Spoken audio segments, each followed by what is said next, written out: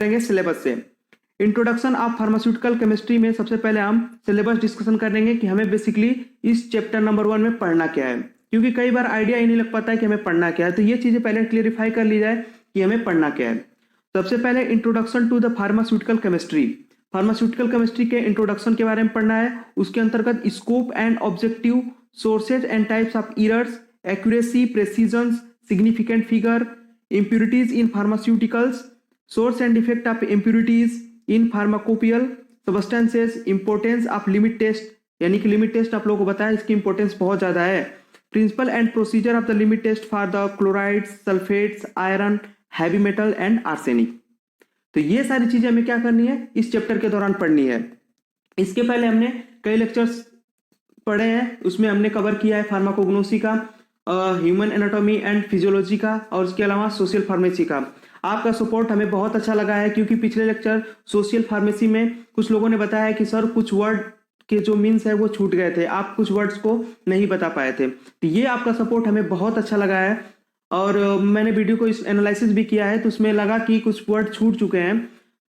और हमने ये देखा कि अब देखिए वीडियो लेक्चर बहुत ज़्यादा बड़े हो रहे हैं, बहुत ज़्यादा उसका ड्यूरेशन जो है वो बहुत ज़्यादा हो रहा था।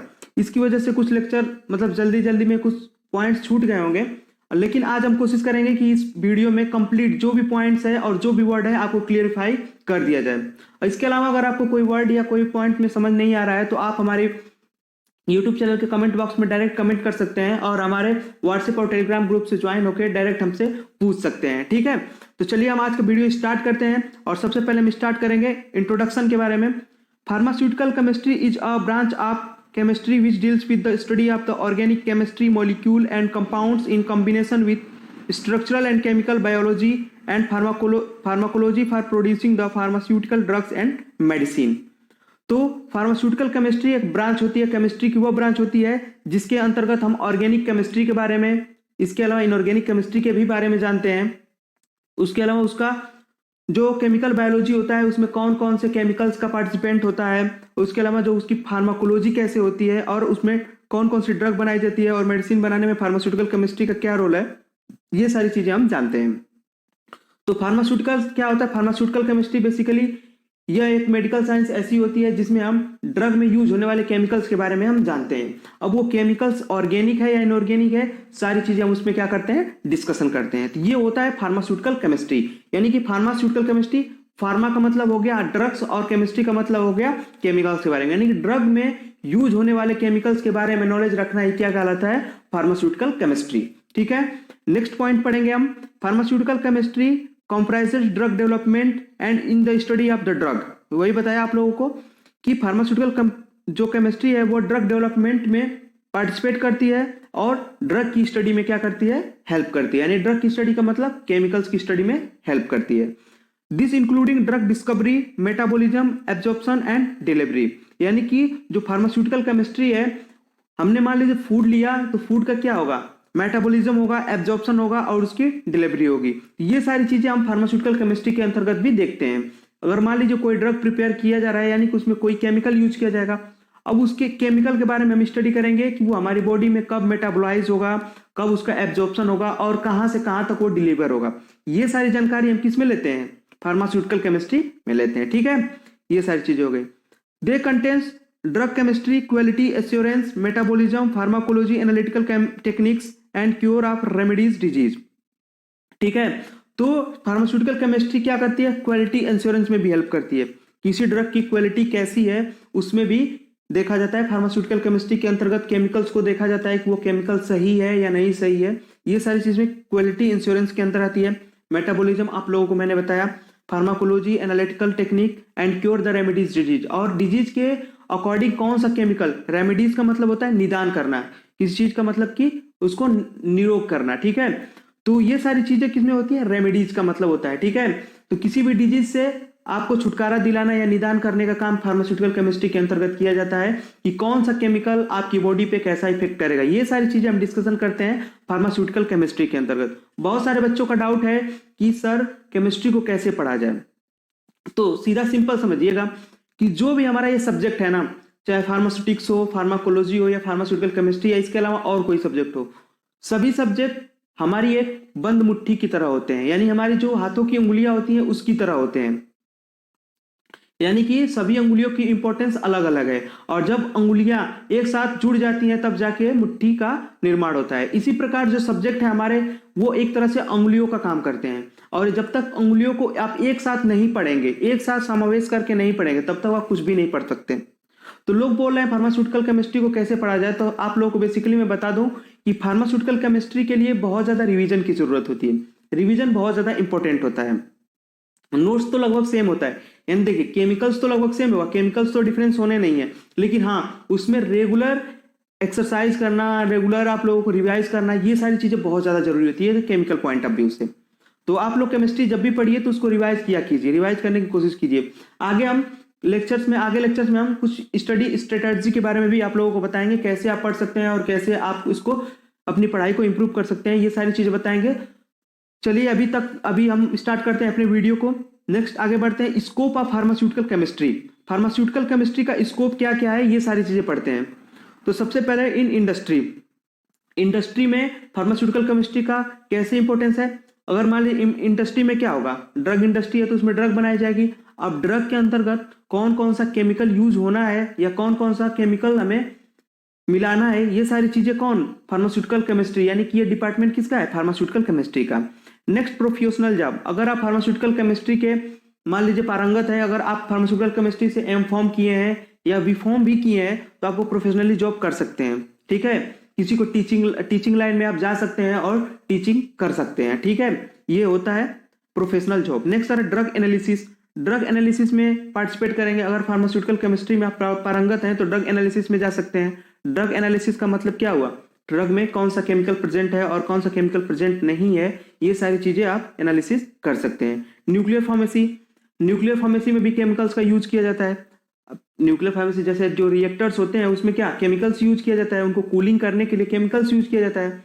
अब कौन कौन सा केमिकल यूज होगा और कौन कौन सा केमिकल नहीं यूज होगा, ये तो कोई केमिस्ट्री वाला ही बता सकता है, इसलिए फार्मास्यूटिकल केमिस्ट्री का यूज भी यहाँ पे बहुत ज्यादा होता है। क्वालिटी कंट्रोल, क्वालिटी यानी कि किसी भी ड्रग की क्वालिटी में कौन सा केमिकल कितना अमाउंट में है, ये सारी चीजें डिफाइन करने वाले कौन होते हैं, फार्मास्यूटिकल केमिस्ट्री वाले होते हैं। इसलिए फार्मास्यूटिकल केमिस्ट्री का भी इंपॉर्टेंस बहुत ज्यादा होता है। नेक्स्ट अगर बात करें क्वालिटी एश्योरेंस का मतलब होता है क्वालिटी को एश्योर करना, यानी कि जो भी केमिकल मिलाया गया है वो पेशेंट के लिए हार्मफुल होगा या हेल्पफुल होगा, ये सारी चीजें डिसाइड करने का काम कौन करता है, तो फार्मास्यूटिकल केमिस्ट्री वाले ही करते हैं, ठीक है। तो इस प्रकार फार्मास्यूटिकल केमिस्ट्री का बहुत ज्यादा स्कोप है। इसके अलावा और भी स्कोप है एक्सपेरिमेंटल सेक्टर। इस एक्सपेरिमेंटल सेक्टर का मतलब कोई भी एक्सपेरिमेंट हो रहा है, जैसे मान लीजिए बैचलर फार्मेसी में ही जब कोई भी एक्सपेरिमेंट किया जाता है तो एक्सपेरिमेंट किसके अंडर किया जाता है, या तो कोई केमिस्ट्री में पारंगत हो या केमिस्ट्री में एम फॉर्म किया हो या पीएचडी किए हो, उनको ज्यादा नॉलेज हो, उसके केमिस्ट्री के बारे में ज्यादा नॉलेज हो, तो वही कराते हैं। तो इस प्रकार अगर आप पूरे नॉलेज पर्सन है यानी फुल नॉलेज आपके पास है तो आप एक्सपेरिमेंटल सेक्टर में भी पार्टिसिपेट कर सकते हैं, ठीक है। नेक्स्ट फार्माकोलॉजिकल स्टडी में भी फार्मास्यूटिकल वाले पार्टिसिपेट करेंगे। कैसे, किसी भी केमिकल्स की स्टडी करेंगे, यानी कि वो केमिकल कहाँ पे बाइंड होगा, कैसे बाइंड होगा, ये भी किसके अंतर्गत होता है, फार्मास्यूटिकल केमिस्ट्री के अंतर्गत ही होता है। तो ये सारे स्कोप हो गए फॉर डिजीज के डायग्नोसिस में भी हेल्प करता है हमारी फार्मास्यूटिकल केमिस्ट्री। डिजीज डायग्नोसिस मतलब कैसे, जैसे मान लीजिए ब्लड की टेस्टिंग करनी है तो ब्लड टेस्टिंग में क्या केमिकल्स मिलाने पड़ते हैं, तभी तो ब्लड की टेस्टिंग होती है। तो इस प्रकार भी बहुत ज्यादा यूज होता है यानी कि स्कोप है फार्मास्यूटिकल केमिस्ट्री का। तो आप लोगों को मैंने इसका मतलब समझा दिया कि क्या क्या होता है। आप चाहे तो अपनी लैंग्वेज में इसको लिख सकते हैं, अगर एग्जाम में आता है तो आपको अगर इतनी हेडिंग पता है तो आप आराम से इसको लिख सकते हैं। एक बार डिस्कशन कर लेते हैं और scope of pharmaceutical chemistry in industry, professional job में, drug analysis, nuclear pharmacy, quality control, quality assurance, next experimental sector, pharmacological study and disease diagnosis में होता है इसका स्कोप, ठीक। नेक्स्ट आगे हम पढ़ेंगे source and type of errors, accuracy, precision, significant figure, ठीक है, इसके बारे में हम पढ़ेंगे। तो सबसे पहले हम बात करेंगे इंट्रोडक्शन ऑफ एरर बेसिकली होता क्या है, ये सारी चीजें जानना बहुत ज्यादा ही क्या है जरूरी है। Errors define as the deformity present in any measurement by addition of any internal or external factor in the pharmaceutical science error are induced by the defective equipment and method। error की spelling सही कर लीजिएगा। error क्या होता है? error वह चीज, वह डिफॉर्मिटी होती है, यानी कोई भी हम एक्सपेरिमेंट कर रहे हैं अगर उसमें कोई डिफॉर्मिटी आ जाती है बाई एडिशन ऑफ इंटरनल और एक्सटर्नल, किसी भी वजह से अगर उसमें डिफॉर्मिटी आ जाती है तो उसे क्या बोलेंगे? हम एरर बोलेंगे। ठीक है। In the pharmaceutical science error are induced by the defective equipment and method. और फार्मास्यूटिकल साइंस, जो हमारी फार्मास्यूटिकल साइंस होती है, यानी कोई भी एक्सपेरिमेंट कर रहे हैं अगर उसमें हम डिफेक्टिव एपरेटस लेंगे, यानी कि इक्विपमेंट लेंगे, जिसमें भी हम परफॉर्म कर रहे हैं, कोई भी हम वर्क परफॉर्म कर रहे हैं, अगर उसका इक्विपमेंट गलत हुआ तो क्या होगा? एरर आ जाएगी। अगर मेथड गलत हुआ तो भी एरर आ जाएगी। In the analytical chemistry error are affect the material product reliability, reproducibility and accuracy or precision. तो कोई भी एरर है, अगर किसी भी मटेरियल में एरर आ जाता है तो उस मटेरियल की जो रिलायबिलिटी है, रिलायबिलिटी यानी कि उसकी समझिए रिलायबिलिटी, उसके काम करने की क्षमता वो कम हो जाएगी। रिप्रोड्यूसिबिलिटी यानी कि रिप्रोड्यूसिबिलिटी का मतलब होता है कि एक चीज से दूसरी चीज का बनना। मेनली रिप्रोड्यूसिबिलिटी का मतलब एक चीज से दूसरी चीज का बनना, सेम उसी की तरह बनना रिप्रोड्यूसिबिलिटी होती है, वो भी जो क्षमता है वो भी कम हो जाएगी। एंड एक्यूरेसी और प्रिसीजन, एक्यूरेसी मतलब शुद्धता, और प्रेसिजन यानी कि प्रेसिजन भी शुद्धता ही होती है बस, लेकिन रेंजिंग क्वांटिटी होती है। तो ये सारी चीजें क्या हो जाएंगी? डिफेक्ट में आ जाएंगी। ठीक है। During an analysis the result are expected to be highly accurate and precise. यानी कि जब हम कोई भी एनालिसिस करते हैं, ड्रग की एनालिसिस करते हैं, तो हमें क्या करना पड़ता है? Highly accurate and precise manner में करना चाहिए। हाईली एक्यूरेट का मतलब पूरी शुद्धता के साथ, और जो प्रिसाइज मैनर ये भी शुद्धता का ही होता है नाम, तो इसलिए हमें पूरी तरह से शुद्धता से काम करना चाहिए। However it is not happening in all the cases because the due to the presence of error. और ये हमेशा पॉसिबल नहीं है। आप हमेशा कोई भी वर्क पूरी तरह से 100% शुद्धता से कर लें, इसकी कोई गारंटी नहीं है, क्योंकि उसमें कहीं ना कहीं कुछ ना कुछ अमाउंट में एरर प्रेजेंट हो ही जाता है। ठीक है। दिस एरर में बी प्रेडिक्टेबल और अनप्रेडिक्टेबल।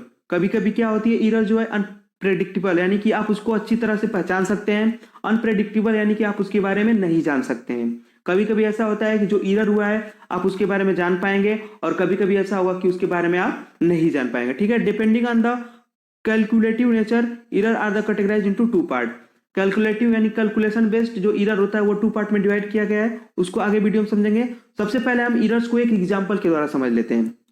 जैसे मान लीजिए मिल्क, आपको अगर मिल्क पीना है तो आप डायरेक्ट मिल्क पिएंगे। अगर गलती से उसमें, अगर आप दही नहीं खाते हैं तो अगर उसमें गलती से नींबू की 2-4 बूंद पड़ गई, नींबू यानी एसिडिक होता है, अगर दूध में नींबू पड़ गया तो क्या होगा? दूध क्या हो जाएगा? फट जाएगा। यानी कि दूध फट जाएगा, यानी कि दूध से दही भी बन जाएगा। नींबू से दही भी बनाते हैं लोग, तो उससे दही बन जाएगा। जबकि आपको दही पसंद नहीं है, तो समझिएगा आपके लिए जो नींबू है वो क्या हो गया? एरर की तरह काम करेगा। एक तरह से एरर आ गई ना दूध में, यानी कि जो मिल्क था, मिल्क में नींबू पड़ गया, यानी कि एरर आ गई। अब एरर आने की वजह से वो किस में मॉडिफाई हो गया? दही में मॉडिफाई हो गया। ठीक है। तो ये हो गई एरर। अब सपोज दैट, मान लीजिए आपको दही खाना पसंद है, कभी कभी ऐसा भी होता है, समझिएगा, आपको दही खाना पसंद है तो दूध में आप जानबूझ के नींबू को डालेंगे। हालांकि नींबू क्या है? एरर है, लेकिन वो क्या नुकसान हुआ? नहीं, नुकसान नहीं किया। कभी कभी वो हेल्पफुल इफेक्ट भी देता है। तो सभी एरर्स जो हैं वो हमेशा हार्मफुल हो आपके लिए कोई जरूरी नहीं है, कभी कभी वो हेल्पफुल भी होते हैं। ठीक है। तो ये चीजें आप देखिएगा, आप लोगों को समझ में आ गया होगा इस एग्जांपल के थ्रू। तो चलिए आगे बढ़ते हैं, वीडियो आज का आगे स्टार्ट करते हैं। कैसे स्टार्टअप करते हैं? कर ले। जैसे एक्सटर्नल एब्सोल्यूट एरर सबसे पहले 2 पार्ट्स में डिवाइड किया गया था। सबसे पहला होता है एब्सोल्यूट एरर। क्या होता है? Difference between the experimental means value and true actual value is known as absolute error. Absolute error में भी पॉजिटिव और नेगेटिव। ठीक है। यानी कि कोई भी आप एक्सपेरिमेंट कर रहे हैं तो एक्सपेरिमेंट से जो वैल्यू आई है उसमें से अगर हम जो इनिशियल वैल्यू था, जो एक्सपेरिमेंटल वैल्यू था, उसको अगर माइनस कर दें तो हमारा एब्सोल्यूट एरर निकल के आ जाएगा। ये कैलकुलेटिव पार्ट होता है। तो एब्सोल्यूट एरर का एक फार्मूला है, absolute error is equal to measures mean value minus true value. ठीक है। मीजर मीन्स वैल्यू का मतलब कि कोई भी आप एक्सपेरिमेंट कर रहे हैं तो उसमें जो भी वैल्यू आप डिफाइन करेंगे उसे क्या बोलेंगे, मीजर मीन वैल्यू बोलेंगे। और ट्रू वैल्यू का मतलब कोई भी एक्सपेरिमेंट है उसकी जो वैल्यू है वो पहले से ऑलरेडी एक्सपेरिमेंटली निकाली गई हो, उसे क्या बोलेंगे हम, ट्रू वैल्यू बोलेंगे। तो एब्सोल्यूट एरर का मतलब हो गया measures mean value minus true value. ये बहुत ज्यादा ही इंपॉर्टेंट है फार्मूला, क्योंकि कई बार क्वेश्चन से पूछ लिए जाते हैं। एब्सोल्यूट एरर यानी कि दो क्वांटिटीज आपको दे दी जाएगी, एक मेजर्स मीन वैल्यू और एक ट्रू वैल्यू, आपको निकालना होगा एब्सोल्यूट एरर। ठीक है। अब ये जो एब्सोल्यूट एरर होता है मे भी पॉजिटिव भी हो सकता है और मे भी नेगेटिव होगा। पॉजिटिव कब होगा, जब मेजर्स मीन वैल्यू ज्यादा होगी और ट्रू वैल्यू कम होगी, तो ये क्या होगा, पॉजिटिव होगा। लेकिन जब मेजर्स मीन वैल्यू कम होगा और ट्रू वैल्यू ज्यादा होगी तब क्या होगा, नेगेटिव होगा। ठीक है, इसे बोलते हैं क्या, एब्सोल्यूट एरर। आप लोगों को समझ में आ गया होगा एब्सोल्यूट एरर क्या होता है। नेक्स्ट, रिलेटिव एरर्स क्या होती है। Relative errors is defined by dividing the absolute errors by the true value. It is generally expressed as the percentage that is by the multiplying the relative error by 100 or by expressing it per part per 1000 by multiplying the relative error by 1000। relative error basically क्या होता है, measured mean value minus true value, और इस पूरे को हम क्या बोलते हैं, एब्सोल्यूट एरर। ठीक है, तो relative error is equal to हो जाएगा absolute error upon true value, या इसको बोल सकते हैं measured mean value minus true value upon true value. इसे क्या बोलेंगे हम, रिलेटिव एरर बोलेंगे। तो रिलेटिव एरर का बेसिकली फार्मूला होता है absolute error upon true value, और एब्सोल्यूट एरर का हम फार्मूला जानते हैं measure mean value minus true value. तो ये सारी चीजें अगर आपको याद है तो आप रिलेटिव एरर्स की भी क्वांटिटीज को निकाल सकते हैं। अगर क्वेश्चंस में आपको रिलेटिव एरर पूछा जाएगा तो आप इजिली बता सकते हैं। ठीक है, इसको जो रिप्रेजेंट करने का तरीका होता है वो परसेंटेज में किया जाता है। अब परसेंटेज में किया जाता है तो उसको 100 से अगर इन मल्टीप्लाई कर दें तो ये परसेंटेज में निकल के आ जाएगा। इसके अलावा अगर पार्ट पर थाउजेंड्स की अगर बात करें तो उसमें अगर 1000 से इंटू कर देंगे तो पार्ट पर 1000 में उसका आंसर आ जाएगा। ये हो गया रिलेटिव एरर। ठीक है, आगे हम समझते हैं क्वेश्चंस के थ्रू। एक क्वेश्चन है हमारे पास, इसके थ्रू समझते हैं कि एब्सोल्यूट एरर और रिलेटिव एरर होती क्या है बेसिकली। तो in the tea leaves actual content of the caffeine is 3.50 if any analyst are analyze the tea leaves and determine the caffeine content is 3.75%, then determine the absolute and relative error in percentage as per 1000। ठीक है, समझिए वो question कहना क्या चाहता है। Question में ये कहा जा रहा है कि जो एक्चुअल जो हमारा टी होता है उसमें कैफीन का कंटेंट होता है 3.50, जबकि किसी एनालिस्ट ने इसको एनालिसिस किया और उसने पाया कि 3.75% है उसका। ठीक है, तो इस हिसाब से क्या हो गया एक, तो चलिए इसके आंसर को हम समझते हैं। इसके आंसर में अगर हम देखा जाए तो एक्चुअल कैफीन का जो कंटेंट है वो कितना है, 3.50 है, लेकिन जो मेजर्ड कैफीन काउंट है वो कितना है, 3.75 है। इस प्रकार देन हम एब्सोल्यूट एरर निकालेंगे तो क्या होगा, absolute error is equal to measured mean value यानी 3.75 और माइनस 3.50, यानी कि हमारा आंसर आएगा 0.25। ये क्या होगी, हमारी एब्सोल्यूट एरर होगी। अगर रिलेटिव एरर है पूछ रहा है उसको, अगर परसेंटेज में पूछा है तो यानी कि ये क्या हो जाएगा, एब्सोल्यूट एरर यानी कि 0.25 अपॉन एक्चुअल कितना है 3.50 और इंटू 100 कर देंगे तो कितना आ जाएगा 7.14 आ जाएगा, ये परसेंटेज में आ जाएगा। और वही रिलेटिव एरर पार्ट पर 1000 में अगर बात करें तो 0.25 अपॉन 3.50 यानी ये एक्चुअल हो गया और ये एब्सोल्यूट एरर हो गया। जब इसको डिवाइड करेंगे इंटू 1000 कर देंगे तो 71.42 आएगा। ये होगा हमारा रिलेटिव एरर इन पार्ट पर 1000। ठीक, नेक्स्ट अगर बात करें on the basis of nature and source error categorize into two principle पे, डिटर्मिनेट आर सिस्टमेटिक एरर भी बोलते हैं और इनडिटर्मिनेट आर रैंडम एरर भी बोलते हैं। दो टाइप्स का मेनली एरर होता है, वो होता है डिटर्मिनेट एरर और इनडिटर्मिनेट एरर होता है। ठीक है, चलिए इसके बारे में डिस्कशन करते हैं और ये बहुत ज्यादा इंपॉर्टेंट है, कई बार पूछ लिए जाते हैं। डिटर्मिनेट एरर या सिस्टमेटिक एरर, इनडिटर्मिनेट एरर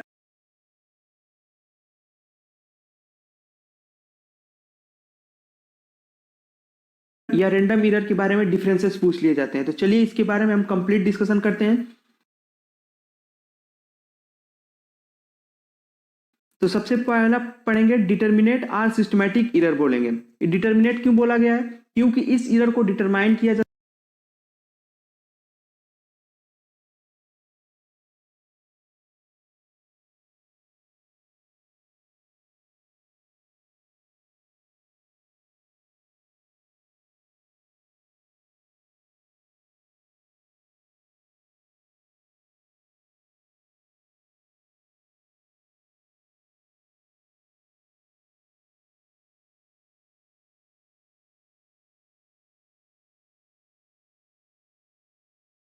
सकता है, यानी कि इसका रीजन बताया जा सकता है। और इस सिस्टम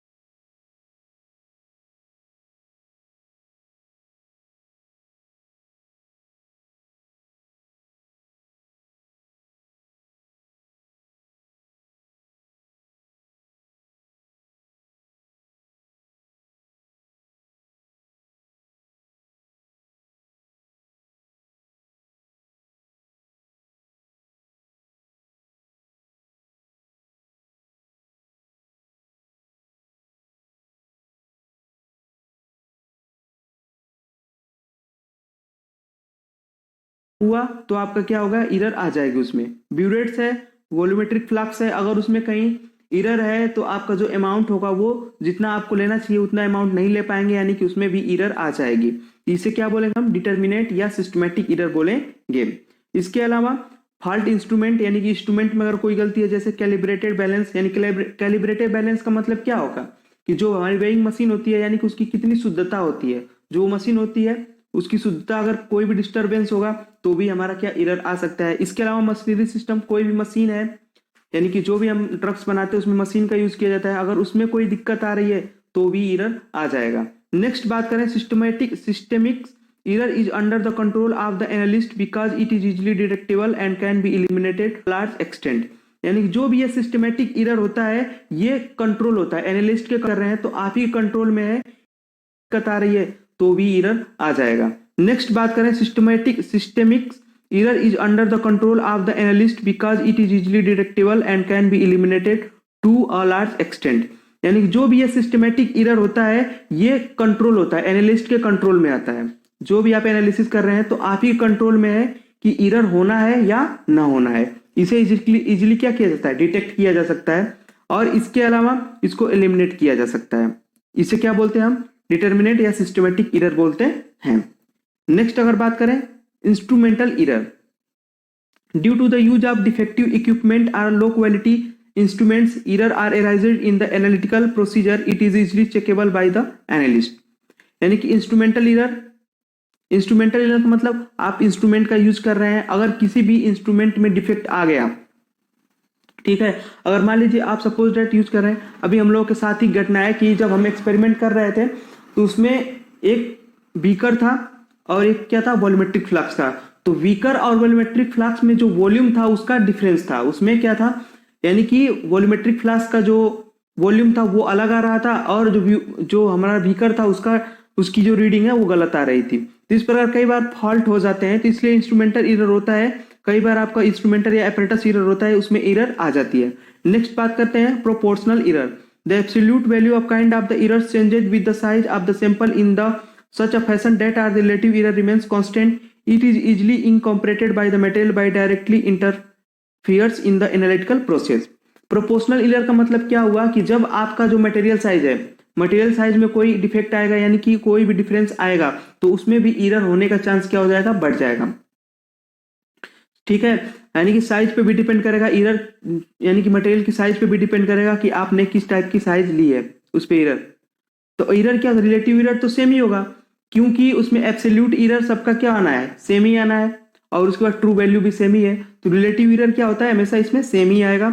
इसके अलावा एरर किस पे डिपेंड करेगा, साइज पे डिपेंड करेगा। अगर सैंपल का जो आप साइज लिए हैं, अगर डिफरेंट सैंपल का साइज है तो डिफरेंट एरर आ सकती है। इसे क्या बोलते हैं, प्रोपोर्शनल एरर बोलते हैं। नेक्स्ट अगर बात करें personal error, errors are induced due to the carelessness or ignorance and lack of the skill. This error is also called operative error. It is occurs by who are handling the method of analysis. जो ये personal error है ये आपके through ही आता है, यानी personalise आपके through आता है। अगर आप मान लीजिए इफेक्ट आप में क्या है, कोई इफेक्ट है, अगर आप प्रॉपर ग्लव्स का यूज नहीं कर रहे हैं तो ये आपके पास अगर कोई एरर है तो वो सीधे मटेरियल में पहुंचेगी और वो मटेरियल क्या हो जाएगा, खराब हो जाएगा। इस प्रकार ये आपकी पर्सनल एरर, यानी इसे क्या बोलेंगे, पर्सनली एरर बोलेंगे। यानी कि अगर आपके पास नॉलेज नहीं है तो भी आप एरर आ सकता है। इसके अलावा आपके पास स्किल नहीं है, यानी आपके पास प्रैक्टिस नहीं है कोई भी एक्सपेरिमेंट करने की, तो भी एरर आ सकता है। अगर पिपेटिंग होता है, स्टार्टिंग में पिपेट सभी लोग नहीं कर पाते हैं। पिपेटिंग करना भी बहुत ज़्यादा मुश्किल काम होता है, लेकिन धीरे धीरे प्रैक्टिस करते करते आप पिपेटिंग इजीली कर लेंगे। तो ये सारी चीज़ें आपको एक्सपेरिमेंटल दौरान आपको पूरी चीज़ें सिखा दी जाएंगी, ठीक है। तो इस प्रकार ये हो गया पर्सनल एरर। नेक्स्ट आता है केमिकल और reagent error. Chemical errors are based on the chemical reactivity between the using chemical and reagent. Chemical या रिएजेंट एरर का मतलब हुआ कि जब हम कोई भी केमिकल रिएक्शन करा रहे हैं, यानी उसमें कोई भी रिएजेंट होगा, अब दोनों के बीच में केमिकल और रिएजेंट के बीच में क्या क्या रिएक्शन हो गई, अगर कोई गलत रिएक्शन हो गई या कोई रॉन्ग रिएक्शन हो गई तो क्या हो जाएगी, एक एरर का रूप ले लेगी। इस प्रकार केमिकल्स में भी एरर्स आ जाते हैं, ठीक। Next, error in methodology. It is the most serious error in analysis as the error arises due to the faulty method. ये बहुत ही कॉमन प्रॉब्लम है, क्योंकि अगर आप मेथड को फॉलो नहीं कर रहे हैं, कोई भी मेथड आपको दे दिया गया है, इस मेथड के साथ आपको काम करना है, अगर आप उस मेथड को फॉलो नहीं करेंगे तो क्या हो सकता है, एरर आ सकती है, ठीक है। ये हो गई एरर ऑफ मेथोडोलॉजी। जैसे इनकम्प्लीट रिएक्शन, कोई भी रिएक्शन इनकम्प्लीट हो रही है, प्रेसिपिटेशन ऑफ इम्प्यूरिटीज, यानी कि प्रेसिपिटेशन हो जा रहा है किसी भी इम्प्यूरिटीज का, इस प्रकार एरर आ सकती है। इम्प्यूरिटीज एंड कंटामिनेशन में also alter the chemical reactivity and induce the error. तो जो भी एरर होती है वो क्या करती है, हमारे प्रोडक्ट को क्या करती है, कॉन्टामिनेट कर देती है, यानी खराब कर देती है, और chemical reactivity and induced error, और एरर को प्रोड्यूस करती है। जब हमारा केमिकल ही खराब हो जाएगा यानी कि उसमें एरर आ चुका है, और एरर आ चुका है यानी कि हमारा प्रोडक्ट खराब हो चुका है। तो ये हो गया सोर्स, यानी कि ये हमने देख लिया सोर्स के बारे में, डिटर्मिनेट और सिस्टमेटिक एरर, और ये सारे किसके क्या थे, सोर्स थे। नेक्स्ट हम बात करेंगे इनडिटर्मिनेट और रैंडम एरर क्या होती है। In this error we are not define the specific well known reason and can not be eliminated, so it also called as accidental error. यह एक ऐसी एरर होती है जिसका रीजन हम इजीली पता नहीं कर पाते हैं, जिसका इजीली हम रीजन पता नहीं कर पाते हैं, और ये इसे क्या बोलते हैं, एक्सीडेंटल एरर होती है, यानी कि इसका रीजन हमें पता नहीं होता है, ये अचानक कहीं से एरर हो जाती है। इसे क्या बोलते हैं, इनडिटर्मिनेट या रैंडम एरर्स भी बोलते हैं। It is induced by the several successive measurements performed by the same analyst under the same condition and identical experiment. और ये एरर कब इंड्यूस होती है, जब आप एक ही प्रकार का मेजरमेंट कर रहे हैं और एक ही पर्सन द्वारा किया जा रहा है और एक ही प्लेस पे किया जा रहा है और एक ही कंडीशन में किया जा रहा है। याद रखिएगा, एक ही प्लेस पे एक ही मेजरमेंट द्वारा और एक ही एनालिस्ट द्वारा जब एक कोई भी एक्सपेरिमेंट किया जाता है तो उसमें जाहिर सी बात है बार बार आप किसी चीज को कर रहे हैं तो उसमें एरर आ जाती है। एरर कहीं ना कहीं कुछ ना कुछ किसी में, जैसे मान लीजिए 3 एक्सपेरिमेंट करें तो उसमें कहीं ना कहीं थोड़ा बहुत एरर आ जाती है। तो ये आ जाती है जिसका आपको आइडिया भी नहीं लग पाता है कहां से एरर हो गई है। Next point, such accidental error will follow a random distribution pattern and mathematical law of probability can be applied to get net conclusion regarding the result. यानी क्या होता है, ये एक्सीडेंटल एरर होती है जिसे रैंडम डिस्ट्रीब्यूशन पैटर्न, यानी कि रैंडमली क्या होता है, इसका डिस्ट्रीब्यूशन पैटर्न आता है इसी प्रकार, इसीलिए तो हम इसको नहीं जान पाते हैं क्योंकि इसे रैंडमली हो जाता है। ये एरर जो होती है वो रैंडमली आ जाती है, इसका कोई ना तो रीजन पता होता है ना तो कोई सोर्स पता होता है, ठीक है। और ये क्या होता है, मैथमेटिकली प्रोबेबिलिटी के हिसाब से इसको समझते हैं। तो चलिए आगे बढ़ते हैं हम। Indeterminate error are defined by this graph, यानी कि इंडिटरमिनेट एरर को डिफाइन करना है तो हम इस ग्राफ की सहायता से इसको समझ सकते हैं। कैसे समझ सकते हैं, the magnitude of error abscissa यानी कि भुज and the frequency of the division यानी कि ऑर्डिनेट कोटी has the space of the normal frequency distribution curve or the probability curve. ये क्या है, प्रोबेबिलिटी कर्व है। इसमें देखिए ऊपर यानी कि जो ये वाई एक्सिस है और ये एक्स एक्सिस है, तो जो एक्स एक्सिस पे वो क्या है, मैग्नीट्यूड ऑफ डेविएशन है या मैग्नीट्यूड ऑफ एरर बोल सकते हैं, और जो वाई एक्सिस है इस पे क्या है, फ्रीक्वेंसी ऑफ डेविएशन है, डेविएशन की फ्रीक्वेंसी बोल सकते हैं। अब इस ग्राफ को समझते हैं, बहुत अच्छी प्रकार से इस ग्राफ को समझिएगा क्योंकि ये बहुत ज्यादा ही इंपॉर्टेंट ग्राफ है। कई बार बात पूछ लिया जाता है डायरेक्ट इस ग्राफ का मेजरमेंट क्या होता है, ऑप्शनल क्वेश्चन में पूछ लिया जाता है, ग्राफ को देखे तो आप लोगों को बताना पड़ सकता है। इस समझिए, वेरी लार्ज एरर और अनलाइकली, यानी कि बहुत ज्यादा जो एरर है वो बहुत कम दिखती है, बहुत इसमें क्या है, ग्राफ में बहुत कम दिख पाती है। आगे हम नेक्स्ट पॉइंट सब पढ़ेंगे तो समझ में आ जाएगा। Smaller errors occurs with greater frequency than the large error, ठीक है। यानी कि स्मॉलर एरर अकर, यानी कि जब ग्रेटर फ्रीक्वेंसी है, यानी कि जो फ्रीक्वेंसी है ग्रेटर है उस टाइम हमारा एरर क्या है, बहुत ज्यादा कम है। कैसे कम है, इसको हम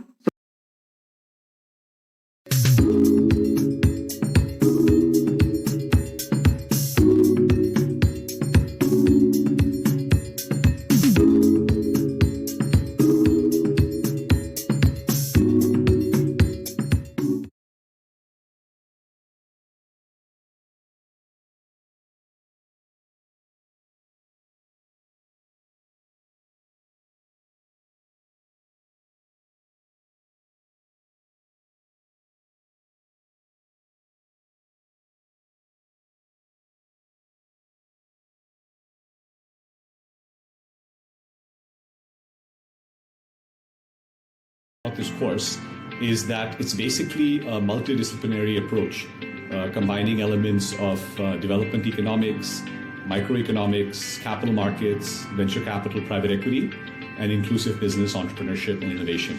So it takes all of these different elements to basically focus on 3 learning objectives. The first is to help you understand the economic concepts and structures of social finance, principally impact investing, but also other segments like ESG, CSR, venture philanthropy, and blended finance.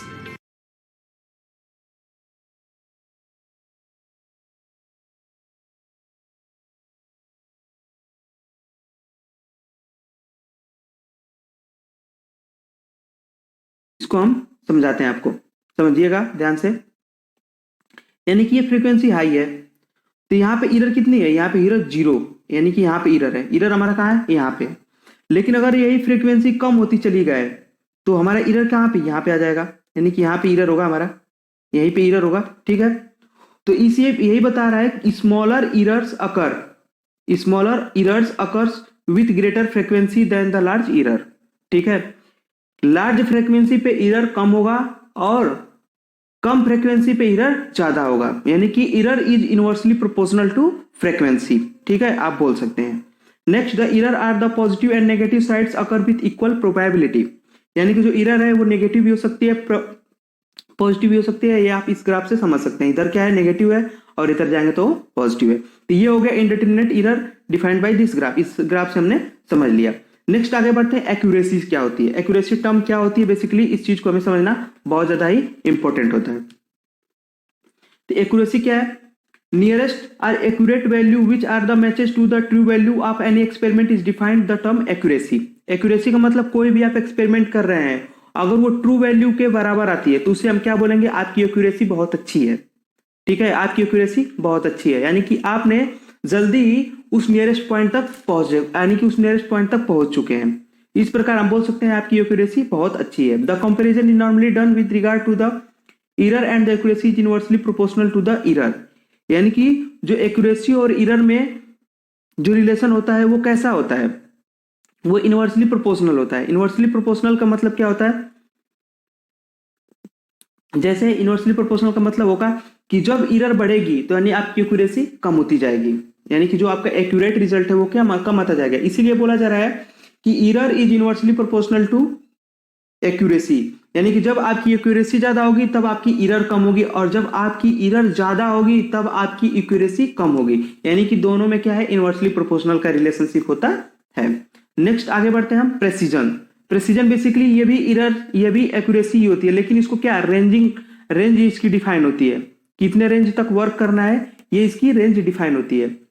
तो precision are defined as the agreement amongst a cluster of experiment result, however it does not imply anything with respect to their relations to the true value, precision, designated reproducibility of the measurement when accuracy, but ironically a high degree of the precision may be not be necessary suggest accuracy। यही बता, इस point का, पूरे point का कहने का मतलब यही है कि जो एक्यूरेसी और प्रेसिजन होता है दोनों लगभग एक ही होता है, बस थोड़ा सा डिफरेंस ये होता है कि प्रेसिजन में रिप्रोड्यूसिबिलिटी होती है, यानी कि रिप्रोड्यूसिबिलिटी कराई जाती है, यानी कि बार बार उस एक्सपेरिमेंट को कराया जाता है और उसकी रेंज डिसाइड की जाती है। यानी कि प्रेसिजन हमेशा शुद्धता को ही दिखाता है, एक्यूरेसी भी हमेशा शुद्धता को दिखाती है, लेकिन बस यही होता है कि इनमें क्या होता है, रेंजिंग होता है। प्रेसिजन में क्या होता है, रेंज बनाया जाता है। आइए हम इसको एग्जांपल से समझते हैं, एग्जांपल से आप लोगों को ये इजीली समझ में आ जाएगा। Analyst perform the experiment on milk with the respect to water and concluded, यानी कि कोई एनालिस्ट है वो एक्सपेरिमेंट कर रहा है मिल्क पे और उसने निकाला है वाटर का, यानी कि मिल्क में वाटर का परसेंटेज निकाला, कितना है, 88.3 है, 85.4 है, 86.8 है, 88.5, 87.9 है, ठीक है।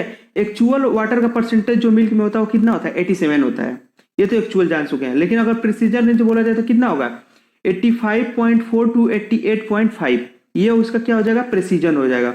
और जो एक्चुअल होता है इसे अगर इसी के आसपास रहता है तो उसे क्या बोलते हैं हम, जैसे कि 86.8 निकल के आया है, 86.8 निकल, इसे क्या बोलेंगे हम, एक्यूरेसी बोलेंगे, ठीक है, क्योंकि यही नियर है 87 के, इसे क्या बोलेंगे हम, एक्यूरेसी बोलेंगे। अब आई होप आप सभी लोगों को समझ में आ गया होगा, एक्यूरेसी और प्रेसिजन आप लोगों को इजीली समझ में आ गया होगा। नेक्स्ट पढ़ते हैं सिग्निफिकेंट फिगर्स क्या होते हैं। In the analysis significant figure play a very important role in the accuracy and precision. ये भी बेसिकली एक्यूरेसी और प्रिसीजन को ही दर्शाता है। नेक्स्ट अगर बात करें, the number of significant figure can be defined as the number of digit necessary to express the result of the measurement consistent with the measurement precision. अगर आपको कोई भी रिजल्ट लिखना है, जैसे मान लीजिए कोई क्वेश्चन सॉल्व कर रहे हैं, अगर उसका आंसर आ रहा है, अगर वो डिजिट में है, तो डिजिट तो बहुत सारी हैं, जैसे आप देखते हैं डेसिमल के बाद बहुत सारी डिजिट आ जाती हैं कभी कभी, तो डिवाइड करने पे तो सभी को लिखेंगे तो क्या पॉसिबल नहीं है ना लिखना, इसलिए हम उसको क्या मान लेते हैं, कुछ हम सिग्निफिकेंट फिगर रख लेते हैं और यहीं तक हम उसको वैल्यू को लिखते हैं। तो ये होता है क्या, सिग्निफिकेंट फिगर। जैसे एग्जांपल से समझते हैं इसको, 25.05 एंड 1350। इसमें अगर देखा जाए तो 0 सो significant number and it contains the 4 digit 4 significant number. इसमें जो 0 लगा हुआ है इसका क्या है, इंपोर्टेंस है यहाँ पे इसका इंपोर्टेंस है, और इसमें टोटल सिग्निफिकेंट फिगर कितना है, 4। जबकि इस एग्जांपल में 0.00340 only denotes the decimal point. इसमें 0 का कोई सिग्निफिकेंट नहीं है, बस ये क्या कर रहा है, इसको दर्शा रहा है, बस इसको दर्शा रहा है कि डेसिमल पॉइंट को लोकेट कर रहा है कि यहाँ डेसिमल यहाँ पे है और इसके बाद ये सारे डिजिट्स परसेंट है, बस इसका यही मतलब होता है। एग्जाम्पल, एक और एग्जाम्पल है, उसको समझते हैं। If any burette measured the exact 7 ml या 7.3 ml because burette are graduated in small graduation per ml are divided into 0.1 ml 10 equal parts, but some are measured in the form of the significant figure like 7.34. It contains the 3 significant figure of which 2 are certain and 1 are uncertainty. तो अगर इसमें हम बात करें, कोई भी burette लेंगे तो ब्यूरेट में अगर आप मेजर करेंगे तो उस पर क्या होता है, रीडिंग होती है, जैसे 1 ml 2 ml 3 ml 4 ml 5 ml 6 ml 7 ये से होती है। अब उस 1 ml को डिवाइड किया जाता है 0.1 ml 0.2 ml 0.3 ml 0.4 0.5 10, यानी कि 1 ml को डिवाइड किया 10 पार्ट में, तो आप तो 7 ml तक इजीली उसको कर सकते हैं, मेजर कर सकते हैं। अब उसमें 7.3 दे देगा तो भी आप इजीली मेजर कर लेंगे, लेकिन कुछ ऐसे मेजरमेंट होते हैं जिसको हम सिग्निफिकेंट फिगर मान के कर लेते हैं। जैसे 7.34 मेजर करना है तो हम क्या करेंगे, 7.3 मेजर करेंगे और उसे थोड़ा सा ज्यादा बढ़ा देंगे क्वांटिटी, तो 7.34 हम मान लेंगे। तो ये होता है सिग्निफिकेंट फिगर, यानी कि ऐसे सिग्निफिकेंट फिगर निकाला जाता है। आप लोगों को इजीली समझ में आ गया होगा। इसमें क्या है, इसमें 3 सिग्निफिकेंट फिगर है, 7.34 में 3 सिग्निफिकेंट फिगर है, जिसमें एक को हम क्या बोलेंगे, जो 1 and 7 है उसे क्या बोलेंगे, सर्टेनिटी बोल देंगे, और यानी कि 2 3 4 को क्या बोल देंगे हम, अनसर्टेनिटी बोल देंगे। ठीक है, ये सारी चीज हो गई। नेक्स्ट अगर बात करें how to minimize the error, अब एरर को हम कैसे मिनिमाइज कर सकते हैं इसके बारे में समझते हैं। Calibration of instruments and apparatus, calibration of instrument, यानी कि जो भी इंस्ट्रूमेंट हमारा कैलिब्रेशन उसकी शुद्धता को बढ़ा देंगे अगर इंस्ट्रूमेंट की, तो हम अपने एरर को रोक सकते हैं। एपरेटस को अगर अच्छी क्वालिटी के एपरेटस का यूज करें, अच्छी रीडिंग वाले एपरेटस को यूज करें, तो भी हमारी एरर कम हो सकती है। कैलिब्रेशन ऑफ इंस्ट्रूमेंट, आपने देखा होगा, वेइंग मशीन देखी होगी एक्सपेरिमेंटल हॉल में, तो जो वेइंग मशीन होती है उस पर क्या किया जाता है, पहले सबसे पहले जो इसमें भी हमें मेजर करना है, जैसे मान लीजिए कोई बीकर भी लिया, बीकर में हमें पहले क्या करते हैं, हम वेइंग मशीन पे बीकर को रख देते हैं, उसके बाद हम टेयर करते हैं। टेयर करने का मतलब क्या करते हैं, हम उसको 0 करते हैं, यानी कि वही उसका कैलिब्रेशन पॉइंट होता है, तो उससे उसकी शुद्धता 100% आती है। अगर हम बीगर का मेजरमेंट करें और उसके बाद कोई मटेरियल डाल दें तो दोनों का हमें एक्चुअल काउंट करने में दिक्कत होगी, इसीलिए हम क्या करते हैं, उसमें टेयर कर देते हैं, जिससे कि बीकर रखने के बाद वो 0 हो जाता है, और उसके बाद जैसे ही हम मटेरियल रखते हैं तो वो उसकी रीडिंग को बता देता है। उसे क्या बोलते हैं, कैलिब्रेशन इन इंस्ट्रूमेंट, यानी शुद्धता होती है वो। Next, personal care skill required, यानी कि किसी भी एरर को यानी कि रिलीज करने के लिए, हटाने के लिए आपको पर्सनल स्किल की बहुत ज्यादा जरूरत होती है। अगर आप पर्सनली स्किल्ड हैं, आपके पास पर्सनली आप हाइजीनिक हैं, तो आप एरर को रिमूव कर सकते हैं। Choosing the suitable and unsuitable material, और आपको एरर हटानी है तो आप लोगों को ये जानना बहुत ज्यादा जरूरी होगा कि कौन सा मटेरियल हमारे लिए यूजफुल होगा और कौन सा मटेरियल जो होगा हमारे लिए हार्मफुल होगा। ये चीजें जानना बहुत ज्यादा ही इंपॉर्टेंट है।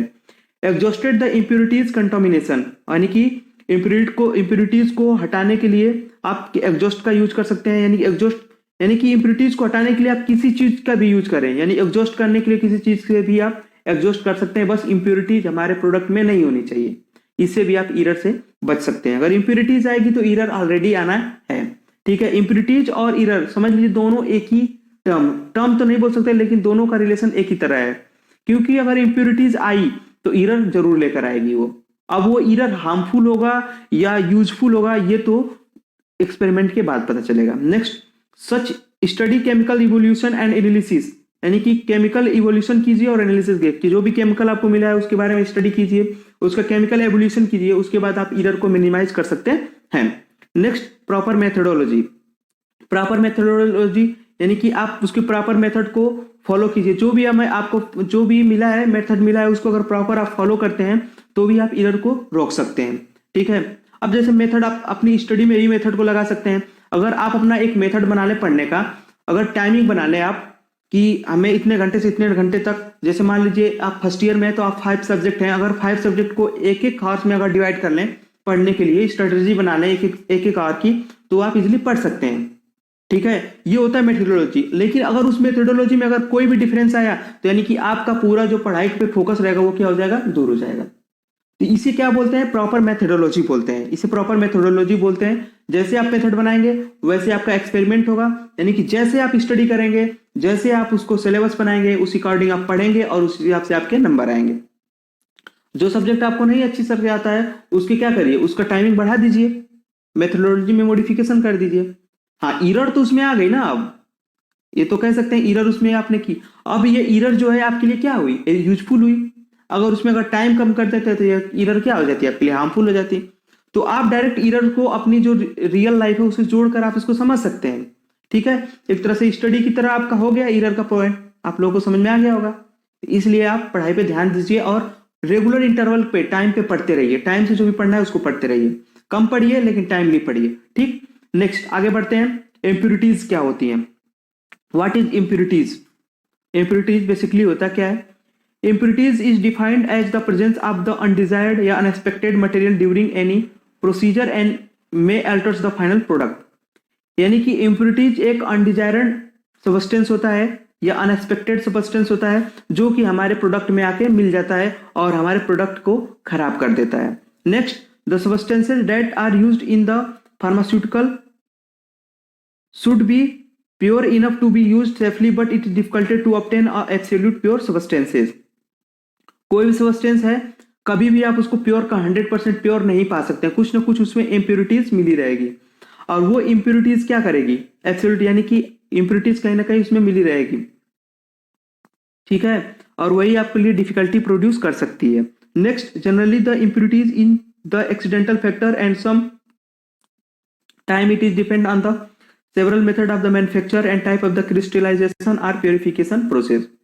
यानी कि जब आप लोग एग्जांपल समझिए, कोई भी आप एक्सक्यूड निकाल रहे हैं, कोई भी प्लांट से आप एक्सक्यूड निकाल रहे हैं, अब उसमें जो भी एक्सट्रैक्शन निकाल रहे हैं आप, अगर उसमें कोई भी इम्प्योरिटीज प्रेजेंट हुई तो आप उसको क्या करेंगे, प्योरीफाई करेंगे। अगर आपका प्योरिफिकेशन मेथड सही रहा, अगर क्रिस्टलाइजेशन मेथड सही रहा तो उसमें कोई भी इम्प्योरिटीज नहीं रहेगी। अगर उसमें मेथड गलत हो गया तो इम्प्योरिटीज ऑलरेडी प्रेजेंट रहेगी। ठीक है, और वो आपका फाइनल प्रोडक्ट में हार्म कर सकता है आपको। ठीक है, ये सारी चीजें हो गई इम्प्योरिटीज के बारे में डिस्कशन। ठीक है, नेक्स्ट